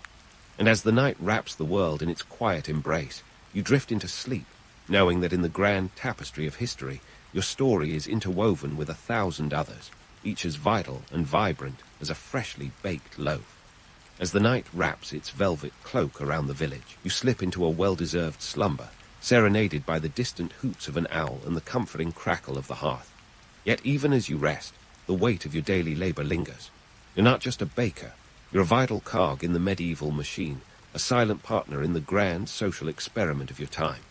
Now, let's rewind the medieval mixtape and delve into your true impact on this tapestry of life. Bread, my friend, is the medieval equivalent of Wi-Fi, essential, ubiquitous, and surprisingly political. Sure, it's the stuff of sustenance, but in 1350, it's also the stuff of power plays and social currency. Your daily grind isn't just about dough, it's about influence. Feeding the masses isn't a mere act of charity, it's a ticket to the local political arena. The lords and clergy, those medieval power brokers, rely on you to keep the villagers fed. and by ensuring their bellies are full, you buy yourself a slice of sway in the community. Not bad for someone whose office is a flour-dusted kitchen. Consider this. During times of scarcity, bread becomes the bargaining chip of choice. When grain prices spike like a knight's lance in a jousting tournament, the cost of flour can climb to dizzying heights. We're talking 6 pence for a bushel on a good day, but in times of bad harvests or economic strife, that can double faster than you can say medieval recession. The village depends on you to navigate these choppy waters, turning precious grain into the loaves that prevent an uprising faster than you can bake one. But let's not forget the social ladder, where bread is as much a status symbol as a sustenance source. Remember those manchet loaves, the white bread equivalent of a medieval Rolex. Only the wealthy could afford such luxuries, leaving the rest of the village with maslin or ravel, the earthy, darker loaves that kept them grounded, literally. It may sound trivial now, but back then, the type of bread you could afford was as telling as a coat of arms. It was a daily reminder of your place in the feudal food chain. Your role as a baker isn't just about feeding the body, it's about nourishing the spirit. Bread features in religious rituals, from the Eucharist to the humble alms for the poor. You provide the loaves that become the body of Christ during communion, a spiritual staple that's as crucial to medieval life as the sword or the plough. It's a humbling thought, knowing that your craft bridges the earthly and the divine, even if your loaves are more likely to be devoured after service than during it. Now, let's address the elephant in the medieval room, the romanticism of the good old days. It's tempting to wax poetic about simpler times, isn't it? But peel back the layers of nostalgia, and you'll find a reality as gritty as the flour on your apron. Sure, you don't have to worry about updating software or dodging spam emails, but that doesn't mean life was a carefree romp through the meadows. Your days are long, your nights short, and your work is as backbreaking as a joust gone wrong. The myth of the idyllic, pastoral life is one as crusty as a day-old loaf. While the idea of a tight-knit community gathering around the communal oven sounds charming, the truth is, it's a necessity born out of sheer survival. Bread isn't just a food, it's a lifeline. Each loaf you bake is a bulwark against the spectre of famine, a reminder that in a world where the harvest is as uncertain as the weather, one bad season could mean the difference between feast and famine. And yet, despite the hardships, there's a certain poetry in your daily routine. The rhythm of kneading dough, the warmth of the oven, the camaraderie of the marketplace. It's a cadence that connects you to generations of bakers before and after you. You're part of a lineage that stretches back to the dawn of agriculture and forward to the industrial bakeries of the modern world. So, as you drift back to sleep, let this thought comfort you. In the grand narrative of history, your story is as vital as a yeast starter. You're a keeper of tradition, a nurturer of community, and a testament to human resilience. And while the romantic notion of medieval life may be as idealized as a troubadour's ballad, the reality is far more compelling. It's a story of survival and ingenuity, of hardship and harmony, of baking bread and breaking barriers. In this medieval world, you're not just a baker. You're a linchpin in the social order, a quiet force shaping the course of daily life. Your legacy is more than the loaves you leave behind. It's the enduring spirit of community and the shared bonds of humanity. So, sleep well, dear baker, for tomorrow you'll rise with the dawn and continue the noble tradition of feeding both body and soul. It's barely dawn, and you're already hearing the clanging echo of armor being hoisted into place. Welcome to your life as a knight in the 11th century, where your morning routine involves more metal than a heavy metal concert. Forget about sipping a quiet cup of coffee. You're strapping on chainmail that weighs as much as a teenage elephant. We're talking about 55 pounds of interlocking rings, and that's just the chainmail. Add a steel helmet, a shield, and a sword to your ensemble, and you're carrying around the medieval equivalent of a small person. Now, let's debunk the myth of shiny armor. This isn't some gleaming suit out of a romantic epic. In reality, your chainmail is more like a rusty, flexible blanket designed for practicality, not pizzazz. It's not glimmering in the sun as you gallop heroically into battle. It's absorbing sweat, blood, and the occasional insult from your squire. And speaking of squires, if you think they're doing all the dirty work, think again. They're there to help, sure, but you're the one who has to lug this wardrobe around. Let's talk economics. Being a knight isn't just a lifestyle. It's a financial commitment. A set of chainmail could set you back about 100 shillings, which in today's terms might as well be a small fortune. We're talking the price of several cows, or enough grain to feed a village for months. This is war, not a charity event, and equipping yourself is just the beginning. You've also got to pay for your horse, which is like maintaining a sports car in the Middle Ages. Tack on the cost of a sword, lance, and shield, and you're looking at an investment that would make even the most seasoned 21st century financial planner break into a sweat. So why go through all this trouble? It's not just about the thrill of battle or the allure of chivalry. The Crusades are as much about power and politics as they are about piety. In 1095, Pope Urban Roman II called for the First Crusade, urging Christians to reclaim the Holy Land. But let's not kid ourselves. This was less about spiritual salvation and more about consolidating power.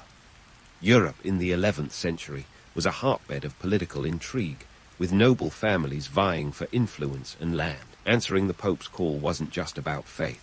It was a chance for wealth and status, a medieval career move with a side of divine blessing. Amidst all this, your morning routine isn't just preparation for battle. It's a daily reminder of the stakes at play. The Pope's call promised heavenly rewards, but the earthly returns were just as enticing.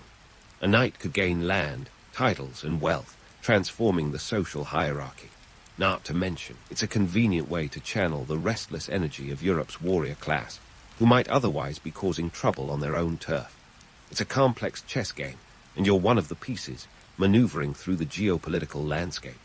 And as you saddle up for the day's march, remember that your journey is part of a grand tapestry of human ambition and folly. The Crusades are not just a clash of swords. They're a collision of cultures, economies, and ideologies. You're not just a soldier. You're a participant in one of history's great dramas, where every clang of armor and every dusty mile could change the course of history. So, tighten those straps, check your sword, and prepare to ride into a world where the line between legend and reality is as thin as the edge of your blade. As the sun climbs higher, the tension mounts like a kettle about to whistle. Your day isn't just a leisurely trot through the countryside with your nightly posse. It's a grueling slog over uneven terrain with a few thousand of your closest armored friends. Welcome to the daily grind of a Crusader night, where marching is less about heroic strides and more about avoiding blisters the size of medieval meat pies. Let's set the scene. You're part of a military caravan that would make any logistics coordinator reach for a glass of something stronger than water. This isn't a casual weekend hike. It's a full-blown medieval road trip, and you're smack in the middle of it. The convoy snakes across the landscape like an ironclad dragon, stretching for miles. Picture this: thousands of knights, foot soldiers, and camp followers, all jostling for space on the dusty paths of the Levant. We're talking about a human and horse-powered train, minus the amenities of a dining car. Speaking of horses, let's debunk the myth of the noble steed, galloping gloriously into battle. These warhorses are no dainty prancers. They're the medieval equivalent of a tank. Known as destriers, these beasts are bred for strength, not grace. Think of them as equine bodybuilders, each one capable of carrying a knight in full armor and still having enough horsepower left to charge into a melee. But don't get too attached. These aren't your trusty companions like in Hollywood epics. They're more like the medieval version of expensive rental cars. If one breaks down, you replace it. And at a cost of around 40 solidi or more, losing a horse is a financial blow akin to dropping your smartphone in a lake. Now, about those squires. Forget the idea that they're there just to polish your armor and fetch your morning ale. These young lads are the unsung heroes of the crusading force. They're part apprentice, part personal assistant, and occasionally your stand-in if things get messy. They help you darn your armor and ensure your weapons are ready, but they're also in training to become knights themselves. It's a multitasking nightmare, but hey, it beats mucking out stables for a living. As for chivalry, let's strip away the varnish of romance and get to the gritty core. The chivalric code, that legendary list of knightly virtues, sounds great in theory. Honor, bravery, courtesy, who wouldn't want a slice of that pie? But in practice, chivalry is less about rescuing damsels and more about not getting skewered by a Saracen lance. It's a survival guide wrapped in lofty ideals. The truth is, these codes were often more about maintaining order within the knightly class than embodying some medieval superhero ethos. After all, A cohesive group is less likely to fall apart when the going gets tough, and tough it guard. The romantic notion of knights as noble protectors is all well and good, but the reality is more pragmatic. It's about discipline and strategy, a way to keep a band of armed men focused on a common goal rather than each other's throats. The Crusades are a test of endurance and adaptability, not just of swordplay. The knight's journey is less about individual heroics and more about collective survival.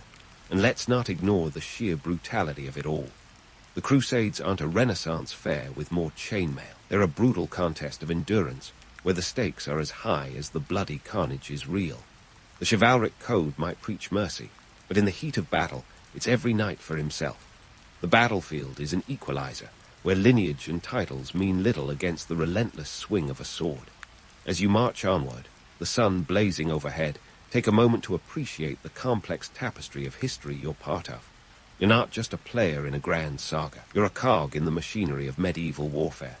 Each step you take is a stride through a world where myth and reality clash as fiercely as the armies themselves. The Crusades are a crucible of human ambition, folly, and endurance, and you're living every dusty, sweat-soaked moment of it. So, onward you march, through the dust and sweat, past the endless stretch of sand and sky, into the unknown. Your journey is far from over, and the stakes are as high as the midday sun. Keep your eyes on the horizon, and your hand on your sword, for the road ahead is long and fraught with challenges that will test every ounce of your knightly resolve. As noon looms, the air thickens with anticipation, and the acrid smell of sweat mingling with iron. You're no longer just a knight on a march. You're a loaded spring ready to burst into the chaos of medieval warfare. Welcome to the clamor of battle, where reality often shatters the grandiose myths of chivalric glory. Let's dive into the gritty world of siege warfare, the medieval equivalent of an epic game of chess, only with a lot more blood. When those towering fortress walls loom ahead, forget about a quick, gallant charge. Sieges are about patience, strategy, and a fair amount of cunning. The goal: starve out the enemy, breach their defenses, or just plain exhaust them into submission. Take the infamous siege of Antioch in 1097-98 as a case study. Picture thousands of crusaders like you, camped outside the city for months on end. Supplies dwindled faster than your patience at a family reunion, and morale sank lower than a lead balloon. Starvation became a real threat, transforming the crusading spirit into a desperate fight for survival. The siege dragged on for over 7 months, a grueling testament to endurance rather than swift heroics. But the Crusaders weren't just sitting around waiting for the gates to magically open. Enter siege engines, the medieval answer to modern artillery. Imagine giant wooden contraptions, like battering rams and trebuchets, hurling stones the size of your helmet at enemy walls. These machines were the heavy metal rock stars of the battlefield, requiring engineering prowess and an appetite for destruction. They were built on site, using whatever materials you could scrounge up: trees, stones, even bits of ruined buildings. It was less about precision and more about causing chaos, the ancient art of breaking stuff on a grand scale. And here's where the myth of noble battle gets a reality check. Behind the romanticized image of knights in shining armor lies the brutal truth of hand-to-hand combat. When the siege engines did their job, and the walls finally breached, that's when things got personal. You, the knight, are now face-to-face with your adversary, and it's not a pretty sight. Forget the choreographed swordplay of Hollywood epics. This is raw, sweaty, and downright brutal. The clashing of swords, the thud of axes, and the screams of the fallen form a symphony of chaos.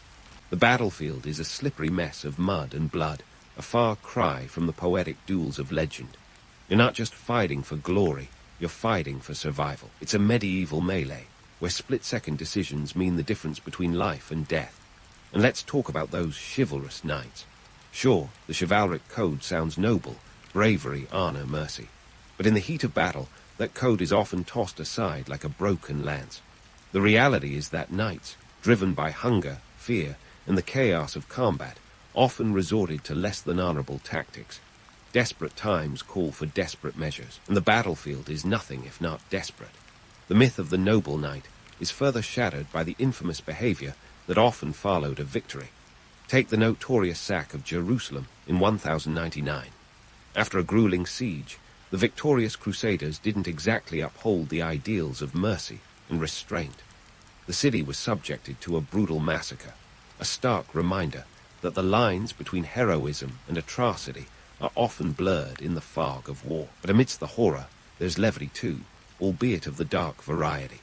Human nature, after all, is nothing if not absurd. Imagine knights, these supposed paragons of virtue, squabbling over spoils like kids over Halloween candy. Or consider the absurdity of a knight trying to balance on a siege ladder in full armor, a medieval slapstick sketch waiting to happen. Despite the brutality, there's a strange camaraderie that develops in the midst of battle. The shared experience of chaos forges bonds stronger than steel. You and your fellow knights share a grim humor, a way to cope with the insanity. It's a brotherhood born of necessity, where gallows humor becomes a lifeline. In the grand tapestry of human history, the Crusades are a vivid patchwork of ambition, folly, and resilience. As the dust of battle settles, you're left standing amidst the rubble, a weary warrior in the relentless march of history. The myths of noble knights and glorious battles are enticing, but the reality is a complex dance of strategy and survival. So, as the sun dips below the horizon and the echoes of battle fade, remember that you're not just a footnote in the annals of time. You're part of a vast historical saga, where each clash of swords and each siege engine's roar contributes to the unfolding story of human endeavor. Your journey is far from over, and the road ahead promises more tales of bravery, brutality, and the eternal quest for glory. Keep your sword sharp and your wits sharper, for the world of the Crusades is a wild ride, and you're right in the thick of it. As night falls, the adrenaline from the battlefield is replaced by the bone-weary exhaustion that only a day of medieval warfare can bring. You've survived another clash of steel and strategy, but now comes the part no one ever writes ballads about, dealing with the aftermath. Your armor may have taken a few dings, but it's your flesh and bones that need the real attention. Welcome to the world of medieval medicine, where the cure is often more terrifying than the ailment itself. Forget antiseptic wipes and sterile bandages. It's more like a mix of superstition and trial and error. Picture this.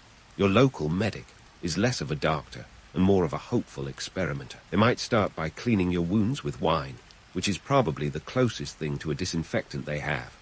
After that, it's anyone's guess. Leeches, poultices, or even a spot of trepanning if you've got a headache that just won't quit. It's a miracle anyone survived at all.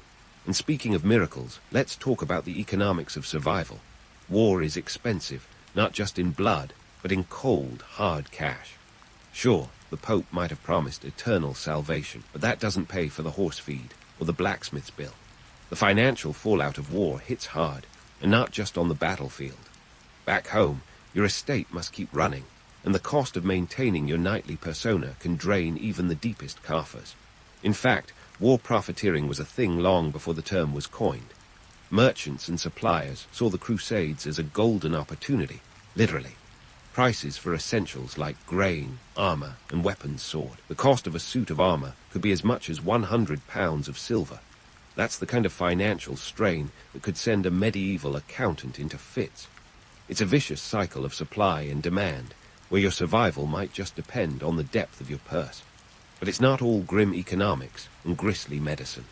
The social dynamics within a knightly camp are as complex as the battlefield tactics themselves. You might think that the camaraderie of shared hardship would forge unbreakable bonds, but it's not that simple. The truth is, put a bunch of heavily armed men together in close quarters, and you're bound to get a mix of unexpected friendships and fierce rivalries. There's a certain dark humor that emerges from the absurdity of it all. Imagine knights who moments ago were trying to skewer each other, now sharing a flagon of wine and swapping stories about the one that got away, be it a foe or a fair maiden.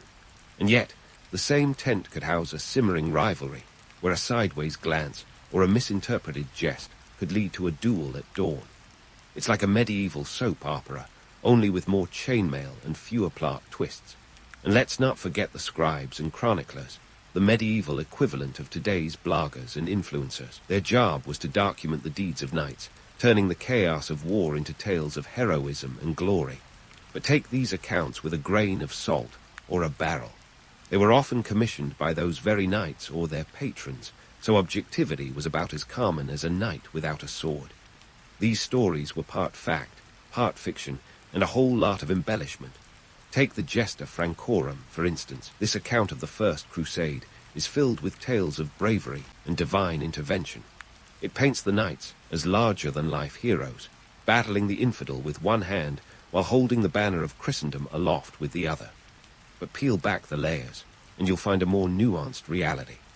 Yes, there were acts of valor, but there were also instances of sheer desperation and brutality that would make a modern-day war correspondent blanch. The letters and chronicles from the Crusades served a dual purpose. They were propaganda tools, rallying support and funds from back home. But they also acted as personal records, a way for knights to immortalize their deeds, to carve their names into the annals of history. Of course, how much of it was true is anyone's guess. A knight's reputation was as much about perception as it was about reality, and these chronicles were the medieval version of a well-curated Instagram feed. As the camp settles into an uneasy quiet, you're left to reflect on the day's events. The myths and legends of noble knights and glorious battles are seductive, but the reality is far more complex. It's a world where survival often hinges on quick thinking, deep pockets, and a healthy dose of luck. You're not just a pawn in a grand game. You're a player navigating the murky waters of politics, economics, and social intrigue. So as you lay down your head, the sounds of the night mingling with the distant echoes of battle, remember that the story of the Crusades is not just one of swords and shields. It's a tapestry of human ambition, folly, and resilience. A saga where each knight, including you, leaves a mark, however faint, on the vast canvas of history. Your journey isn't over, and the road ahead is as unpredictable as the shifting sands of the desert. Keep your wits about you, for tomorrow promises new challenges and opportunities to carve your legend, or at least to survive another day in this wild and woolly world of medieval warfare. As the campfire crackles and the stars start their nightly twinkle in the vast medieval sky, you find yourself in a rare moment of stillness. You're here, on a patch of earth that's seen more history than most textbooks, reflecting on a day that was anything but ordinary. The air is thick with the smell of sweat and smoke, but also something else, perhaps the scent of legacy, or maybe just the ale finally kicking in. You've survived another battle, but now it's time to ponder the bigger picture. What does all this mean in the grand tapestry of history? Spoiler alert, quite a lot. Let's take a quick detour into the socio-political landscape that the Crusades helped sculpt. We're talking seismic shifts, like the kind you might get if medieval Europe were a particularly unstable Jenga tower. For starters, the Crusades were a colossal melting pot of cultures, ideas, and yes, germs. They sparked an exchange of goods and knowledge that would have made even the most seasoned Silk Road trader nod in approval. Spices, silks, and new agricultural techniques flowed back into Europe, igniting a culinary and economic revolution. Picture the difference between gruel and a well-seasoned roast, and you'll get the idea. Economically, the Crusades were the medieval version of a massive startup venture. The costs were as high as the stakes, and they left an indelible mark on the European landscape. The need to fund these expeditions led to the development of new financial techniques, like the creation of the Knights Templars' early banking system. Yes, those sword-wielding monks were also the medieval equivalent of Wall Street bankers, and who said knights couldn't multitask. Politically, the Crusades served as a release valve for Europe's surplus of restless knights. Instead of causing trouble at home, these armored adventurers were shipped off to the Holy Land, where their ambitions could be funneled into the Pope's grand vision of a unified Christendom. It was a win-win, unless you were on the receiving end of their swords. Over time, however, the Crusades also exposed the limits of papal authority, as the religious zeal that fueled the initial waves eventually gave way to secular interests and territorial squabbles. By the end of it, the notion of a unified Christendom was as fractured as a medieval mosaic. Now, let's talk about the myths that have clung to the Crusades like chainmail to sweaty skin. The image of the noble Crusader, charging into battle with a gleaming sword and a pure heart, is as compelling as it is misleading. Sure, there were moments of genuine heroism, but there were also plenty of acts that would make a highwayman blush. The reality is that the Crusades were less about knightly virtue and more about survival, both personal and political. The romantic tales of chivalry and gallant deeds are intoxicating, but they're often as embellished as your local tavern's fish story. But why does the image of the Crusader endure, even today? Perhaps it's the allure of adventure, the idea of embarking on a quest that's larger than life, with stakes that echo through the ages. It's the same reason we're drawn to tales of space exploration and uncharted frontiers. The Crusades were a real-life epic, filled with larger-than-life characters and world-changing events. They remind us of our capacity for both greatness and folly, a duality that's as timeless as the stars above. As you sip your ale, perhaps a bit more contemplative now, consider the true cost of knighthood. It wasn't just the financial burden of armor and arms, though that was hefty enough to sink a small kingdom. The real cost was personal and historical. For every knight who gained lands and titles, there were countless others who paid the ultimate price. The Crusades left a legacy of cultural exchange, yes, but also of conflict that reverberates to this day. It was a crucible of ambition and ideology, a medieval proving ground where the dreams of many collided with harsh reality. In the end, the tale of the Crusades is as complex as the terrain you've crossed. It's a story of ambition, faith, greed, and resilience, woven into the fabric of history with threads of both glory and tragedy.